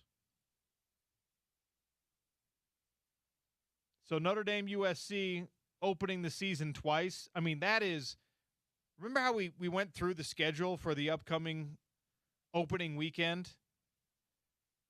And we talked about – I complained about, because you find me complaining a lot. The week 1, not week 0, week 1 games. So Saturday, September 5th, there's not like a ton of headliners here. There are very few blockbuster matchups. What would you say biggest matchup stands out to you? Is it Ohio State, Texas, or is that week 2? Clemson, LSU is a big one. That's right, Clemson, LSU. Clemson, LSU is probably the headliner. I think Ohio State, Texas is week 1 as well. Where is it? I could just have scrolled past it. Early season, anyway. I'll check it out. No, it's Texas State, Texas. Okay, so that must be a week 2 one then. So September 5th, there's the week 0 games that are coming up August 29th. And there's no real headliner there. North Carolina TCU is the best one of the Week 0 games. Yeah, that's the That's at Aviva Stadium in Dublin. the Dublin game. Yeah. Yes. The Thursday night games, Utah playing Idaho. Colorado, Georgia Tech is the best game there. Yeah. And that's Friday night, you have Miami, Stanford. You have Fresno State, USC. But you're noticing a trend here. I'm not giving you any like, oh, mama. Yeah. Miami, That's a hard Stanford. ticket to get. Miami Stanford national championship preview ? No. Yeah, Ohio State Texas is week 2, September 12th. So yeah, that was the matchup in week 1 last year. So that's a bummer that we don't have that week 1 this year. So your best games in week 1 this year are Baylor, Auburn, which Tulane, Duke, which I'll respect the Boise State, but Boise State at Oregon, I'll watch it. I will be intrigued by that. But that's not appointment viewing for the average college football fan, right? The Oregon team is loaded. We'll talk with Jeff Schwartz more about that tomorrow, no doubt. They're really good. Like as good as Boise State always is at the group of 5, now group of 6 level. I don't know if they're going to be able to hang with this Oregon team. It's a loaded team. Clemson LSU is the primetime ABC game. That's like the big dog. That was a huge one last year too. Both ranked in the top 10 to start the season last year. Ended up Clemson was a lot worse than that to end the season.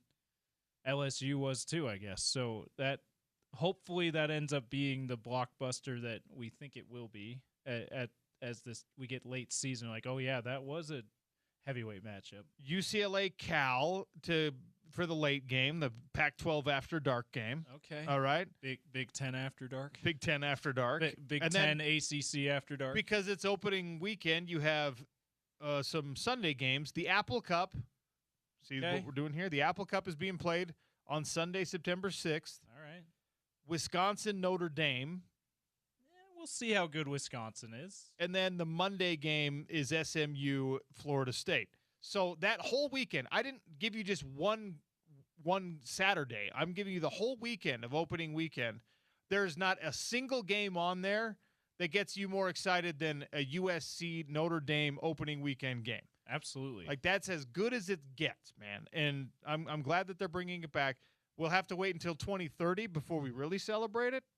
But I think it behooves college football to do that, to say, coaches don't complain, conferences don't complain, nobody complain.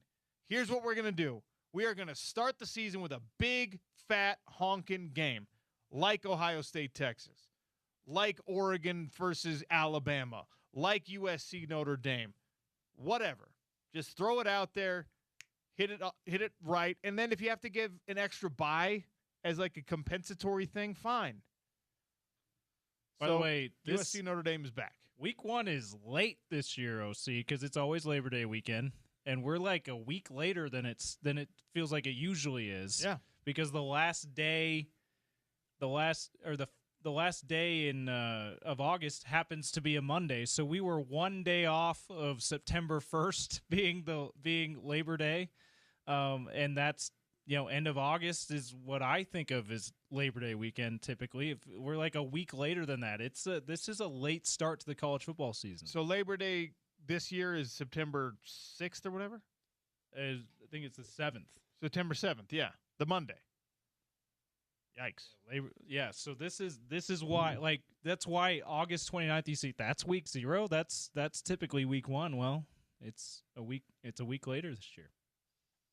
J.J. Watt is now a friend of the station because he did an interview with Spence Checketts. We can say that, right? Oh, yeah. Friend of the station. J.J. Watt is set to replace Tony Romo in the booth because Tony Romo's been arrested. He had a DUI situation he's got to work through and deal with. Oh, really?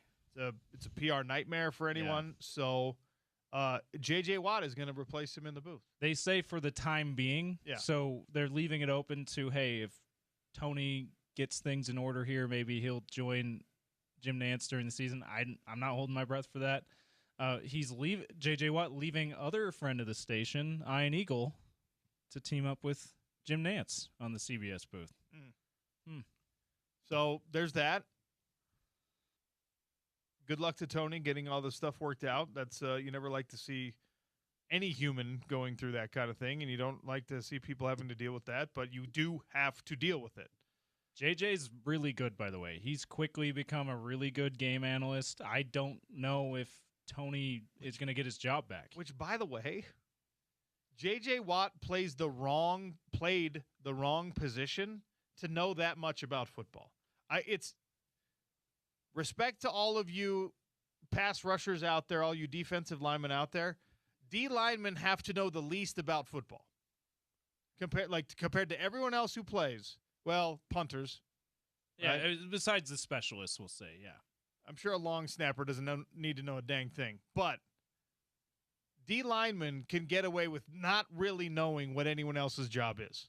Because they're on the front line. The safeties like Eric Weddle, you're like, oh, that makes sense. He knows so much about football. He's literally the last line of defense.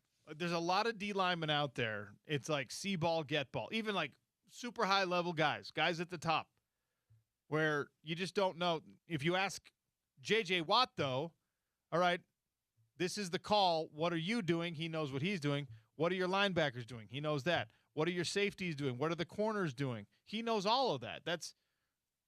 He's a student of the game of football when a lot of pass rushers, a lot of specialists in that regard don't really have to be. So it's admirable. Good for him. I encourage you, we're not going to play any of them here, and we're going to try to stay on clock so we can get to Tony Jones on time. But I encourage all of you to go find message board content of Big Ten Media Days and former Utah head coach Kyle Whittingham basically trying to calm down the Michigan-Ohio State rivalry. Just chef's kiss. It's hilarious in some ways. As someone who's a fan of the rivalry, I'm not with the crazy maniacs who are like, how dare you, Kyle Whittingham, say they should be nice to each other, but it's also just hilarious. It's like you're not going to get any fan of that rivalry on board with you. But also talking about this off air with some people here at the station, OC, this morning. We know this a long time ago. Got over the I care what people's reaction is to things that I've said. So that's how he feels. He doesn't care if you disagree and think he's an idiot. I love a good tone deaf statement from a coach, especially a brand new head coach. And obviously the circumstances here make you like chuckle about it even more. But go take a look at it. And more importantly, the reaction to it. He made the grave mistake of saying he actually thinks Ryan Day is a good person. You don't compliment the opposing head coach before you even coached a game. Relax. It'll be Tony Jones and Zach Moss in hour number 3, but a reminder to all of you out there, Advanced Window Products wants to get you on the schedule right now. 801-850-9100 for $2,500 off 10 windows or more. Look, you made it through the nasty hot summer for the most part, right? Your energy efficiency still matters as we head into the fall, and then of course we expect that there will be an actual winter this year. But get on the schedule now, 6-ish weeks, maybe 8 weeks. And you'll have new windows in your home.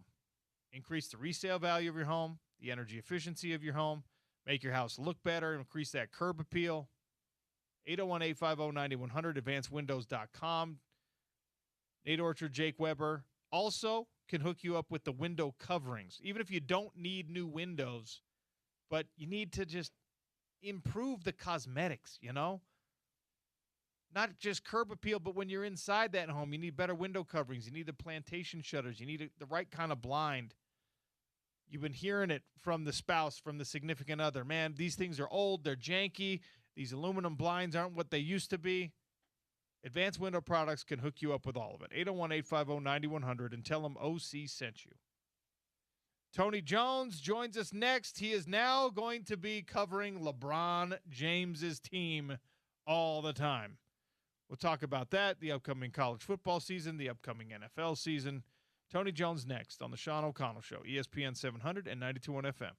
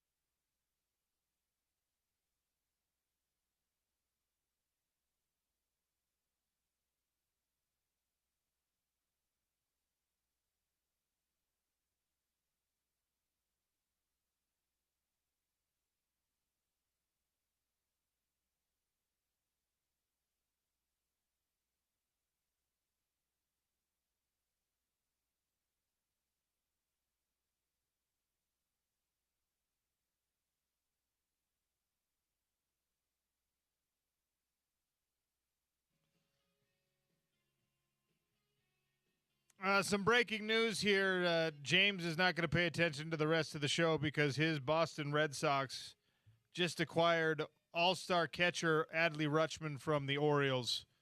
The former Oregon State Beaver is now a Red Sox. So James just, I guess, takes the rest of the show off, which is only 54 minutes or so. I'll see you later. See you guys tomorrow. Our next guest is covering the Philadelphia 76ers now after he abandoned us. Actually, I think he might be living in Philly, but maybe he's flying a helicopter into work each day, which may or may not be the LeBron James plan. Tony Jones of The Athletic, kind enough to join us. Tony, welcome back to the show. How are you? I mean, I'm still like on abandon, the word abandon. What how did that happen? Well, we just, you took another opportunity, and instead of celebrating your accomplishment in life, we took the tack of feeling abandoned and feeling like it should have been all about us, and you left us in the dust. So that's where abandon came from. I love you guys so much, and you know this. We just miss you. That's all. But I miss you too, bro. In seriousness, obviously, great opportunity, pretty cool thing. And now, right, you've been covering LeBron James's career because he's LeBron James, and you're a sports reporter and an NBA guy specifically, and now you're in LeBron James's city on LeBron James's duty, basically. What do you anticipate? What do you think? Like, we haven't talked since he made the decision to join Philadelphia. I want you to unpack your reaction to the fact that not only is LeBron a Philadelphia 76er, but now you'll be covering LeBron on a very regular basis. So I talked to a source close to the situation on the day that he signed, and we talked for about 20 minutes, just kind of going back and forth on the landscape, and then we were about to get off the phone, and the source says to me, "Tony, I hope you're ready because the circus is coming to town." And I was just like, wow, that's like the perfect encapsulation of where it's going to be. I mean, it's going to be, James asked me kind of, what I was expecting. And, and I said to James, I said, it's probably, it's going to be like any other beat, but, probably a little bit more eyes on it. But it's kind of going to be box office wherever they go, right? Like, LeBron James and Joel Embiid and Jaylen Brown are on the same team. And oh, by the way, Tyrese Maxey and one of the best three rookies in the league last year, and VJ Eskimo are also on the team as well. So, it's going to be one of those things where every arena is full. Obviously, LeBron brings eyes. I don't think it's going to be a farewell tour because I expect LeBron to play get 2 years out of this. But it's going to be really interesting, no matter where the Sixers go. And you can already see in Philadelphia, when I got to town last year, I mean, this was an Eagles town. And over the last 3 or 4 weeks, you listen to the radio shows and you listen to the talk shows. This is turning back into a Sixers town. So it's been actually kind of really interesting to see all of that stuff unfold in real time. So LeBron has obviously earned the right. He gets to do whatever he wants, go wherever he wants. His legacy is intact and secure, basically, no matter what happens, barring anything absolutely outlandish and insane. I was surprised that the decision was made to join a team that feels, in my opinion, dependent on a guy who's so injury prone. Joel Embiid is such a big piece of what they are going to do, even if they have LeBron James in the fold. He's such a huge piece of it, and he's available 50% of the time. That's his career record. He's there for 50% of his games. To me, I was like, I didn't think LeBron James would take that risk at this point in his career. How big a risk is it? Am I over-indexing there? Well, there are two other All-NBA players in the starting lineup that are not named Joel Embiid right now, in Jaylen Brown and Tyrese Maxey. Both of those guys were All-NBA guys. Both of those guys averaged 28 a game last year. I don't know what this weird obsession was or has been with people trying to question exactly how good Jaylen Brown is, but he's really, really, really good. Obviously this was well before, anybody had any inkling that Jaylen Brown would end up in Philadelphia. I voted Jaylen Brown number 2 on my MVP ballot for last year. I thought he was that good. He averaged 28 points, 6 rebounds, 5 assists a game. He was the driving force behind a team that did not have Jason Tatum, in winning 54 games and finishing second in the Eastern Conference. He's one of the best small forwards in the world, and Tyrese Maxey is one of the best point guards in the world. So I'm not saying that Philadelphia doesn't need Joel Embiid to win a championship. I actually think they do. But what they don't need at this point is Joel Embiid to play any regular season games. If Joel Embiid played 0 regular season games, his team can still win 55 games. That's how good Tyrese Maxey, Joel Embiid, and LeBron James can be with the depth that they have around those guys.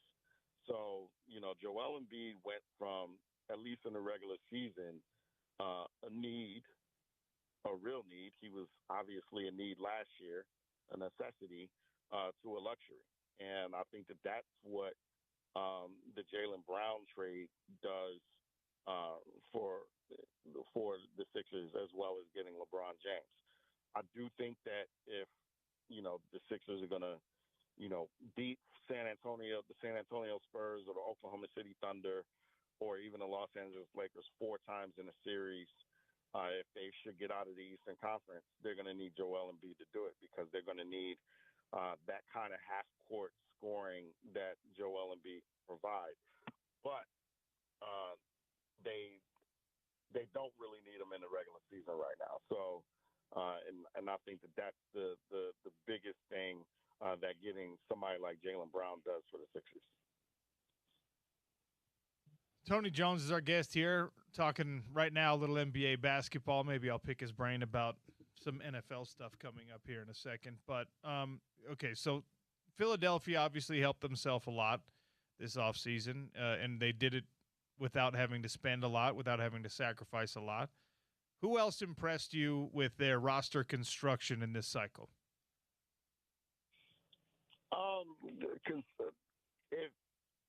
Assuming that the Kawhi Leonard trade goes through, I mean, I really love what Toronto did.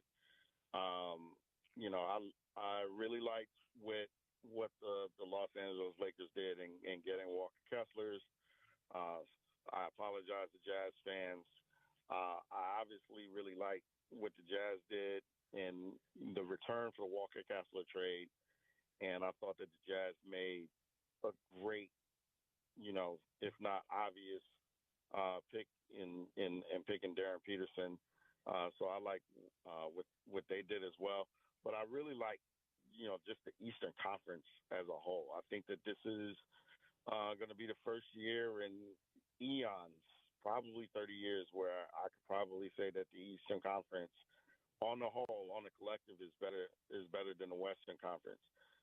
You can argue that the top 2 teams in the league are in the Western Conference. I would probably argue against that, being that the New York Knicks are the reigning NBA champions.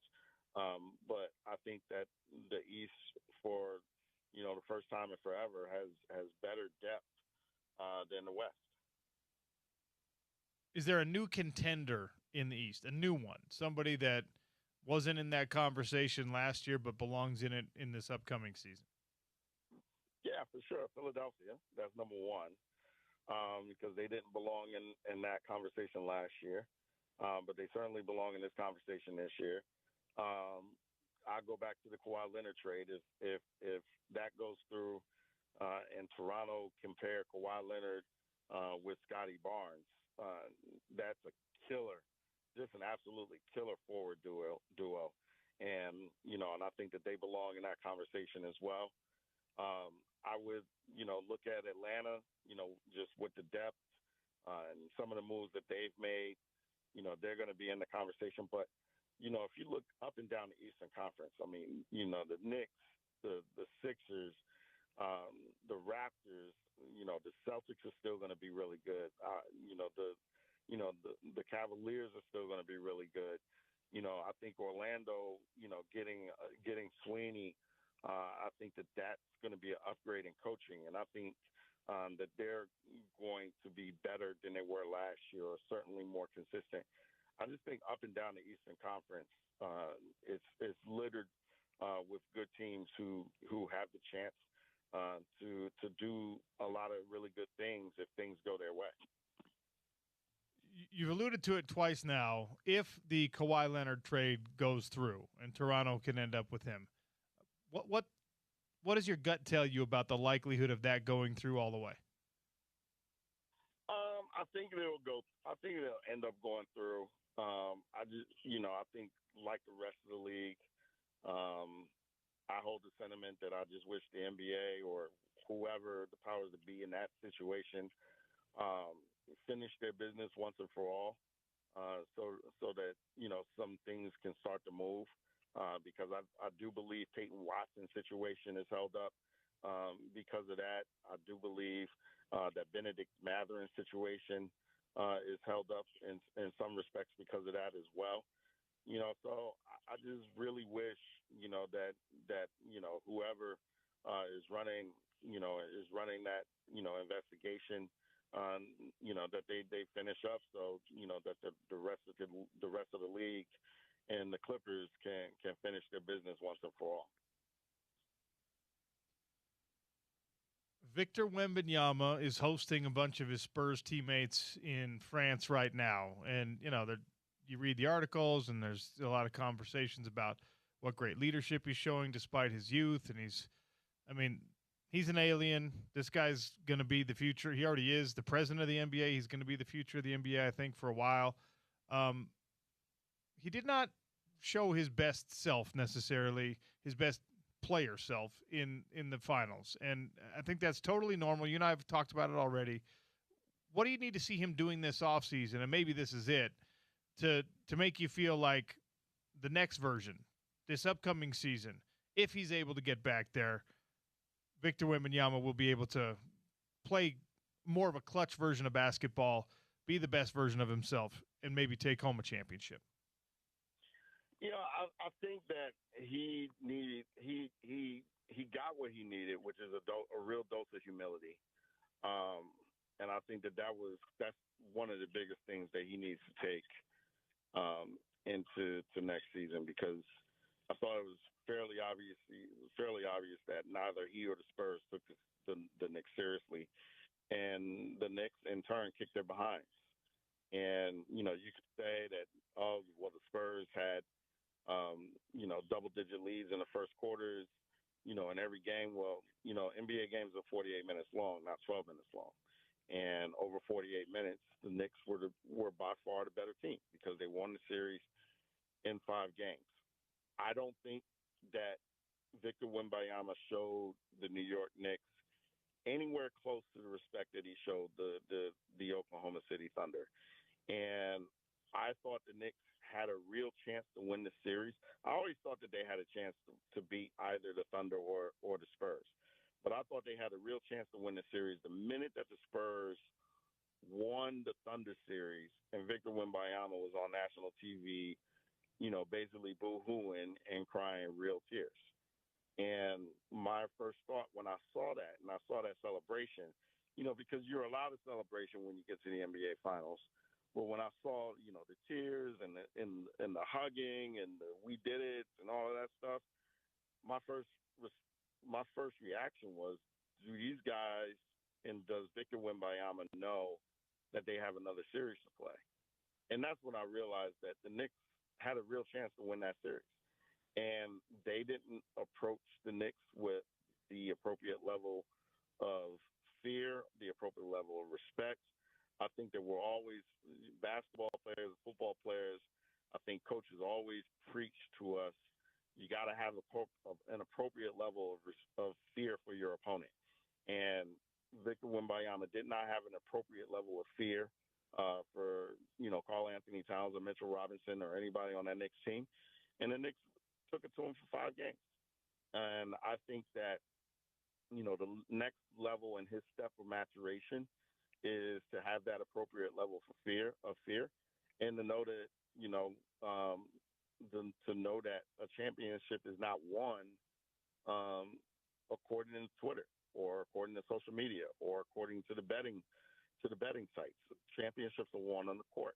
And I think that if Victor Wembanyama realizes that and goes into next season and beyond with that mindset, then he's going to be that much closer to winning a championship than he was this year. Where do Donovan Mitchell and Coco Jones rank in the NBA power couple stratosphere? I would say pretty high, because Donovan did really well for himself with Coco Jones, because that is a very nice young woman that he married, and and I think that he chose well, and this has been heading that way for a couple of years. It was one of those things where Donovan was smitten by her really early and just kind of shut it all down and said, "This is the woman that I'm going to marry." And obviously, from Coco's perspective, Donovan is one of the best players in the league, and one of the best shooting guards in the league. And I think that she did well for herself as well.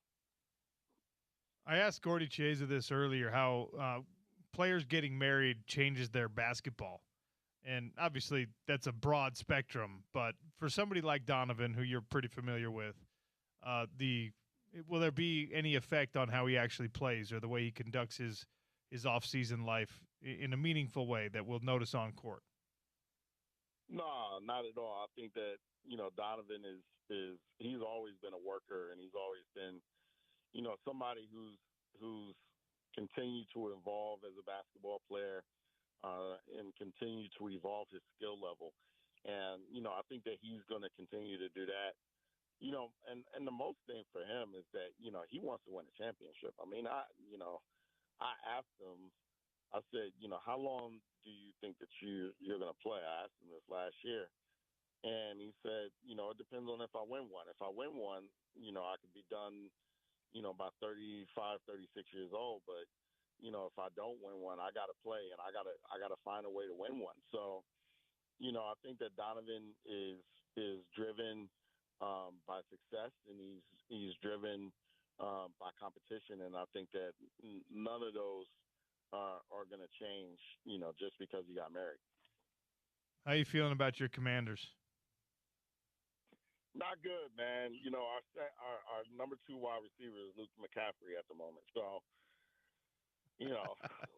all apologies to Luke McCaffrey, because, I'm sure he's a great young man, but he's a number 4 at best. And, the same issues that, the same issues that we ended the season with Jaden Daniels are the same issues that we have right now as the season is starting up. I do really like Sonny Styles, but I really wanted Tyson. I really wanted us to draft Tyson because, I just thought that we really needed a number 1. And, I thought that Terry McLaurin would be better served being a number 2. And he's still our number 1. And I love Scary Terry as much as the next person, but I think he's a high end 2 rather than a 1. And we need to get our quarterback a number 1. Well, at least you're not as old as my San Francisco 49ers right now. So we all got our own problems. Wait a minute. Y'all lost Ricky Pearsall for the year? His body is not made for professional football, unfortunately. He was on my fantasy team, and he was incredible for the 1 week he was healthy. We got Debo back, though. We got Debo back. Let me tell you, Luke McCaffrey is better than Debo. Hey! So, all right. I think, by the way, he ate another donut just now. That's fat shaming, and we don't support that kind of behavior here on the Sean O'Connell Show, Tony. All right? Thanks for your time. Sorry. Thanks for your time, my friend. Appreciate you. Oh, my God. Thank you so much for having me, man. I appreciate you guys. Tony Jones with the fat jokes for my guy, Debo Samuel. Yeah. Tony, obviously working for The Athletic down in Philly, and he'll be covering a lot of LeBron James and what that super team in Philadelphia tries to do. Look, I want to argue against the point he made. Like, you probably don't need Joel Embiid for the whole regular season, and you'll still make the playoffs. You got 3 All-NBA guys. You have LeBron James to go alongside, like, young all-stars. So if you could just bubble wrap Joel Embiid for the course of a regular season, play him enough to get in shape over the final 40 games, and then have him healthy for the playoffs, maybe that's the formula that works in Philly. We'll see how they try to handle it. Utah football opens camp today. Zach Moss is going to join us to talk about the running back room, how you run behind an offensive line that has 5 new starters, and much more. It's the Sean O'Connell Show on ESPN 700, 92.1 FM.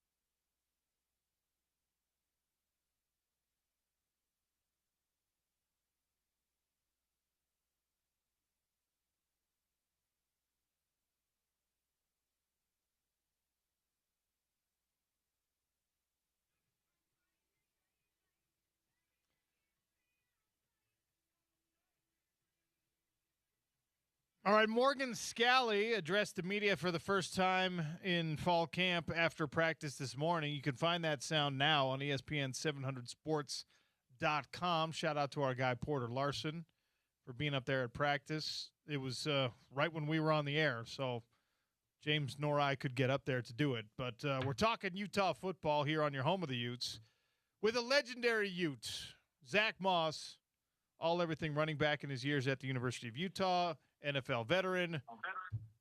Zach Moss, welcome to the show. How are you?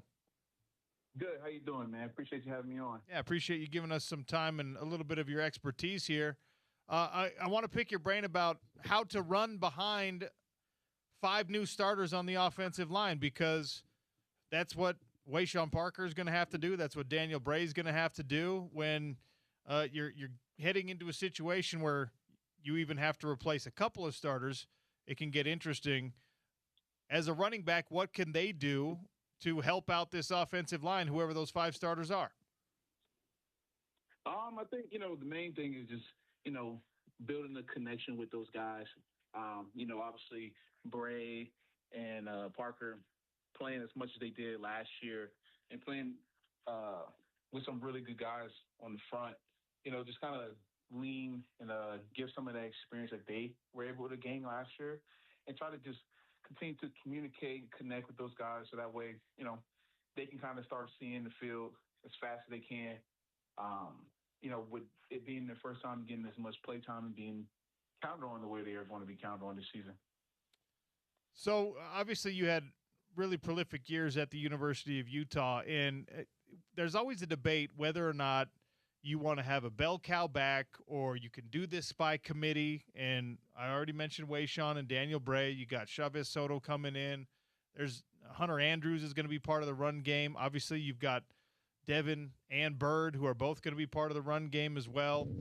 You had Tyler Huntley, right? You had Devontae Henry Cole. You had Armand Shine. There was always like a sidekick or two that could help maybe spell you, maybe get you back in rhythm, get you out of rhythm. I don't know. You tell me when it's mostly your load to carry, and I think that is going to be the case for Wayshawn Parker. What are you looking for from those other guys? What are you hoping to see when it's not you getting the ball and when you're not given the opportunity to carry it? What do you need to see from the running back 2, running back 3? I think the main thing is always consistency. From my time, my experience, obviously in college and in the pros, when you're that second guy, the main thing you want to do when you come in is have no drop off, right? So that way the number 1 guy feels like he can, give you a lot of snaps and preserve his body, because that only helps the team. So, those guys who are going to be contributing in the run game this season, obviously they'll do it in a lot of different ways, but it's about being consistent. That's the main thing, where the guys can trust you, your teammates can trust you, and the coaches can trust you so they can put you in positions to make those plays. And I think, with Bray last year, we got some new guys in that's going to, come in and, hopefully prove themselves and things of that nature. I think they'll be able to do that. The coaching staff will put them in great position to make those plays. What was the ideal playing weight for Zach Moss? In college, it was about 215. NFL, it got up to about 225. Okay. Yeah. How much of an adjustment is, that 10 or so pounds for a running back? Because we talked with Wayshawn about this at media days, and, he's added some weight and then he's tried to get a little bit leaner. How much does it change the way you're able to run? Because 10 pounds for a guy with that much muscle doesn't seem like it would be a lot, but you fill me in.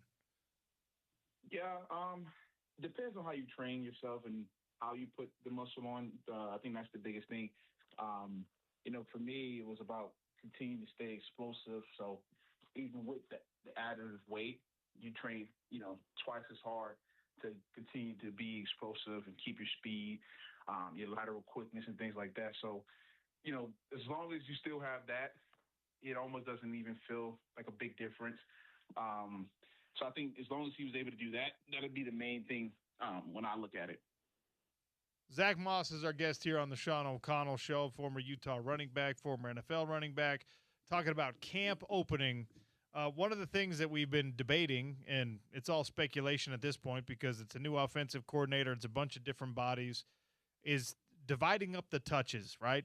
How do you keep everybody happy when you have a lot of individuals that we think at least are going to be effective weapons? You played on some very talented teams. Like I already mentioned, you had a quarterback who was dual threat. You had some really good tight ends. You had some threatening receivers.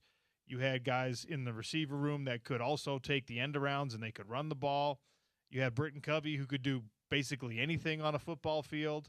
Was there ever a time for any of those teams you played for where guys were unhappy with the touches or the coaches felt like they had to make adjustments so they could keep people in rhythm or anything like that? Because you got to spread. There's only one football to spread around, as you well know. How do you keep the right balance when you have a bunch of talented players? I think, the main thing is the locker room, having a really good locker room. The best teams always coincide with having a really good locker room, which leads to having really good people and having really good leadership. So like you said, all those guys that I played with, all those guys were unselfish. The main thing was, how do we win games, right? How do we put ourselves in positions to, win as many games as we can so we can get to where we wanted to get to. And, this team, this season, they seemed like they had that last year for sure, just from everything I could see in the media. So you bring it back, a lot of those guys. Yes, you lose some guys, but you have a lot of those guys that carry it over. A lot of those guys, you pour that into the guys who are going to be stepping up on both sides of the ball and special teams. That's the main thing. So I don't think they are going to have an issue with that. That more so leans on the offensive coaching staff on how they are going to, get the ball into each guy's hands, what game plan makes sense for this opponent, matchups, and things of that nature. So, it's a good thing to have a lot of talent. Sometimes it can be a bad thing too. But I got the most faith that this coaching staff will, be able to get the most out of each and every guy when it's the opportunities. What do you think the most noticeable difference with Utah football is going to be now that Kyle Whittingham is not there and Morgan Scalley has taken over? Obviously, those guys worked together for almost 20 years. Coach Witt coached Morgan Scalley and was his main mentor in preparing him for this opportunity as a first-time head coach. So I think there's going to be a lot of similarities. We've seen some things change already, but nothing overly drastic yet. Once we get halfway through the season or through a full season, what do you think will be the most noticeable difference between Morgan Scalley's version of Utah football and what we saw for 21 years with Kyle Whittingham? That's a hard question. Honestly, I really don't know what is going to be outright different. I think the culture is going to be very similar. Because obviously, like you said, Coach Scalley played in that, coach for Coach Witt for all those years. So, that's part of his DNA. I think one thing that I would hope will change is the type of passing game that we have. But I think we'll be able to start seeing, differences in – it'll take a few years, but depending on how we recruit quarterbacks, how we recruit wide receivers and how hard we go there to, kind of get up to speed officially with everybody when it comes to the passing game. We've always been a really good run the ball first and play great defense behind that.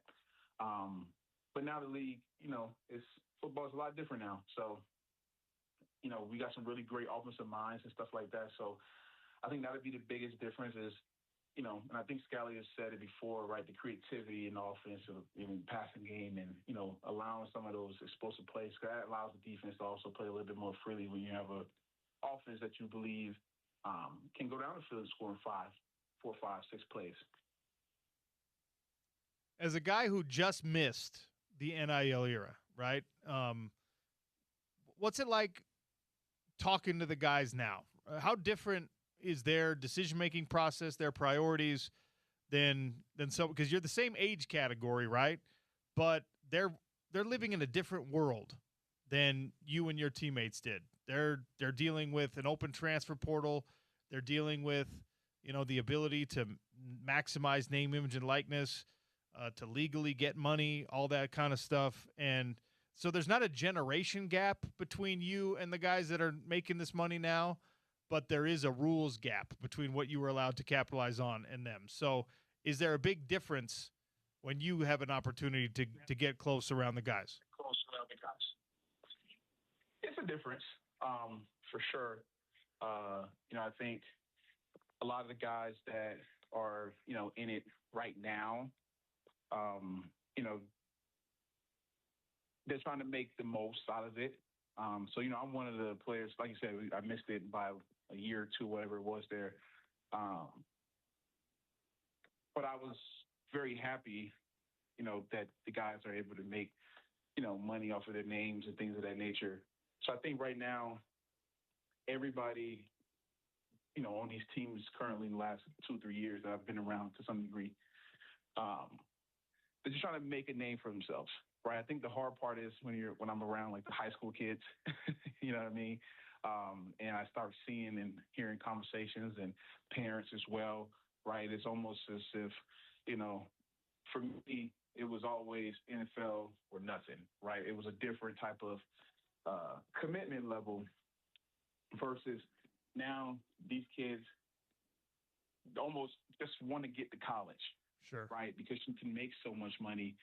A lot of these kids make more money in college than NFL players who can play, 5-6 years, depending on what type of contribution level they have to their teams. Sure. They're not a big contract guy, and they just kind of, practice squad and year by year trying to make the cut, right? Like, you can play 8 years for a vet minimum, right? And cut that in half, and you can do a lot of stuff with that, right? Some of these kids can make $2 million in 1 year, right? Depending on their talent level, school, and things of that nature. So I love it that they're able to, capitalize, because that's the other side of it as well, right? It's like, just because you play college football for 3 years, 4 years, you could be a starter for 3-4 years, doesn't guarantee that you're going to go to the NFL and make it to a second contract and play a lengthy career, first of all. And who's to say you don't get hurt in your third season in college and you have a career-ending injury, but look, now you've made a lot of money instead of having to scramble, right, as someone whose dreams got cut off. So there's a lot of different outlooks you can have there. But, I just am happy that, they're able to make the money, and hopefully they can kind of get it to somewhat of a control, so that way, everybody can benefit correctly. Yeah, it's interesting to see all this like legislation that people are trying to push forward, and can you compete or can you not compete? Does your school have the resources to make sure, yes, you share and yes, you pay players, but also that you can, keep the rest of the athletic department healthy? It's a really fascinating time, and it keeps changing so rapidly. I can't imagine what it's like to be a player or a coach in this landscape. But, of course, all that goes away when it's time to put on the pads and practice, right? All that contract stuff and all that conversation fades into the background when you're playing football, when you're back in practice and you're back in camp. And camp started today for the Utes, as you're well aware. Give me your best and your worst memory of Utah football camp. Worst memory would definitely have to be, my first camp. Had no idea what to expect, what it was going to look like, what it was going to be. And all the 6 a.m. workouts, 6 a.m. wake ups, even on the off days, right? You got to put your body in the best positions to, feel your best. And that's hard when you come fresh out of high school and you don't really have that type of a routine, which I definitely did not have at that time. So that was probably the hardest, was the wake up part. And it just shows you how much you actually care and love this game that you want to play and things of that nature. Best things was, obviously the best part about football outside of, scoring touchdowns and making highlight plays and things of that nature is the guys, the locker room, the time you spend with those people, the bonds you make and things of that nature. So, that was the best part for me, for sure, was, being around the guys is, it's 2-3 weeks of just uninterrupted. Everything is all ball. And you can't ask for nothing more than that. So, I think, it goes by fast. That's the thing that truly does hold up, that it does go by fast. So, I think the main thing is for guys to just, be in the moment, appreciate, what they're doing right now, because you never know how long you get to do it. And, it's a blessing that you get to do it and things of that nature. So just try to be in the moment as much as you can and enjoy everything that's going on. All right, hypothetical for you. Let's pretend you're back in a Utah football uniform, and you could choose to have one of these seasons, all right? You can have a season with 100 carries for 400 yards, but you score 11 touchdowns. Or you can have 200 carries for 1,200 yards, but you score 5 touchdowns. Which one are you going to take? That's pretty good. I probably would go with the 200 carries. That just means, most likely we're throwing the ball pretty good. And, we're winning some games, being explosive and things of that nature from that part of it. So I'll go with that. All right. So more yards, fewer touchdowns is okay with you as long as you got to carry the ball more. Yeah, as long as you get to carry the ball and as long as somebody else is scoring it, that's a win, right? As long as someone else is scoring it too, that means the pass game is hopefully thriving. All right. Zach, appreciate your time and your expertise, man. I'm sure we'll be seeing you around this season. Thank you. Yes, absolutely. Appreciate it, guys. Zach Moss. Little Bird tells me you're going to see a little more of him in and around Utah football this coming season. So what that looks like, to be determined, but I think you're going to get one of the all-time greats in the program back closer to the program with regularity in this coming season. For those who forgot, 45 games, 712 carries, 4,067 yards, 5.7 yards per carry. He scored 38 touchdowns, averaged 90 yards per game over his career as a rusher. He also scored 3 receiving touchdowns and was good for about 10 yards per reception. So we found a weakness, is what you're saying? No, those are just ridiculous numbers. And you're also saying, for those who forgot, you mean the people who benched him in start bench cut last year. Benched and cut. 2017, he scored 10 touchdowns. 2018, he scored 11 touchdowns. 2019, he scored 15 touchdowns. 3 double-digit touchdown seasons for Zach Moss. How many get 18? Because that season was cut short by injury in November. He still got in a decent amount of times, right? Yeah, 11. He had 11 and touchdowns 18. in 9 games. You're right. You said that. 11 touchdowns in 9 games. That just a ridiculous amount of production there, especially getting into the end zone. As they say, a little nose for the end zone there for Zach Moss. Year 3 and year 4 in the program, averaged 6.1 and 6.0 yards per carry. So keep an eye on that average. That Wayshawn Parker was at 6 yards a carry last year. If he can do it again, that's what we're talking about here. That's what we're hoping for. That 6 yards a carry is a pretty magical number. He did not have the total that Zach Moss did. He did not have the touchdowns that Zach Moss had, but that 6 yards per carry obviously helps out if you can keep it consistent. Towards his goal of 1,000 yards season this year.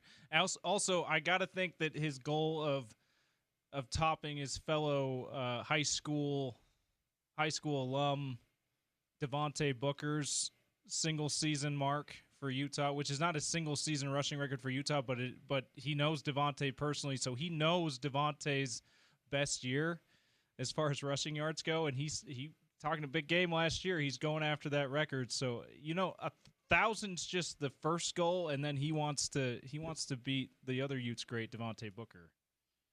1,512. Yeah, that's 1,512 yards. Now Devontae never averaged 6 yards a carry. Oh, so he just got a ton of carries. He had almost 300 carries. Yeah, and which probably that's over 5 yards of carries. So 5.2, yeah. wasn't 6, but it's still still really good. You remember they were coming off that year where he had almost 300 carries. Yeah. Kyle Whittingham was like, why not Devontae Booker for the Heisman conversation? And then his final season cut short by an injury. Yeah. So you've had some good running backs. Double-digit touchdowns both of Devontae's years running the ball for the University of Utah, for those curious. All right, one last segment. We'll close it out. Is Spence Checketts back in the saddle? Spence is back. All right, maybe we'll see him. Maybe a little crosstalk coming. Sean O'Connell Show, ESPN 700, 92.1 FM.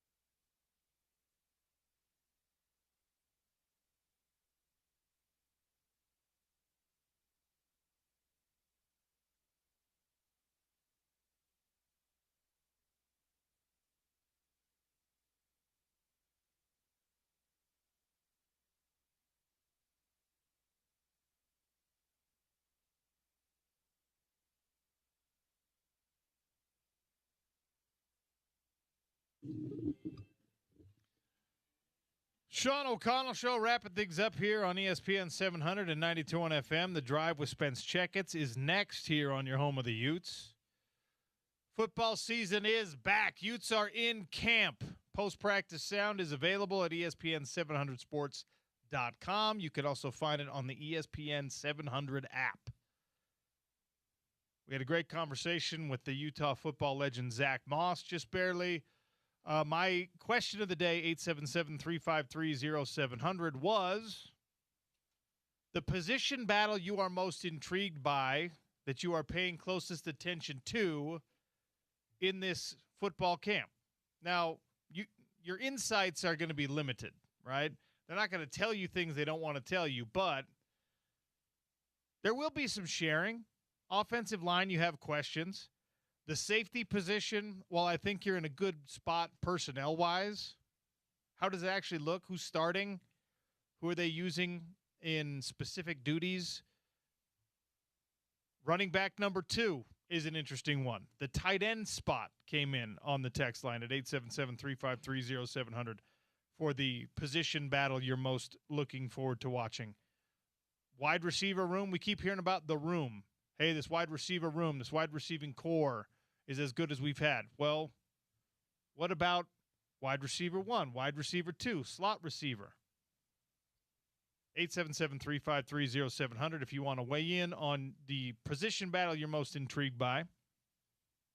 Crosstalk on the show is brought to you by Advanced Window Products.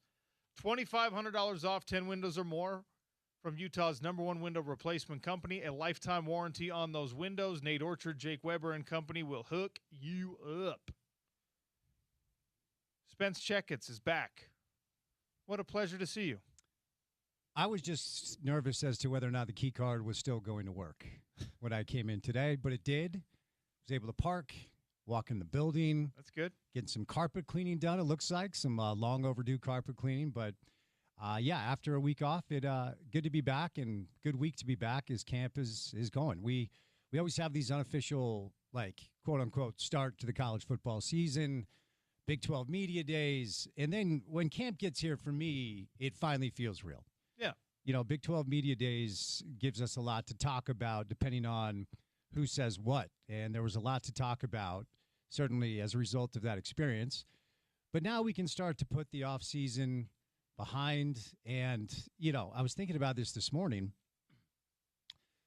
Because, look, I don't know about you, but when I'm away, I disconnect. I put the phone away. I'm not trying to keep track of the news cycle. So I recorded, like, Big 10 Media Days. I wanted to hear Whit. Right, give his first kind of state of the Michigan address as the head coach for Michigan. He sounds exactly the same, which is kind of wild. And it just made me realize that we are now starting a college football season after what feels like, in my opinion, an unprecedented offseason here locally. Obviously, December of last year was the craziest month potentially we've had as a sports media ecosystem with Kyle. All the rumors with Kyle ends with him in Ann Arbor. Morgan gets the job. He coaches the bowl game. But we also thought for about 48 hours, Kalani was moving to College Station, that he was going to go coach Penn State. And then who's following? State College. State College, excuse me. And then who's following Kyle to Ann Arbor? Which coaches, which players? And then over the course of like 4 or 5 days, we hear all of these names. And then like panic sets in for Utah fans, with John Henry Daly and Smith Snowden and Jim Hardy and et cetera, et cetera, et cetera, et cetera. Jay Hill for BYU leaving. Kelly Papinga getting the defensive coordinator job. Who will these teams be able to retain? And now we're starting this journey to finally get answers. And look, man, I don't know how you feel about this upcoming season. I'm fine saying I don't know, because I don't. And I think as the home of the Utes, we want to propagate positive things, and I believe in Morgan like you do.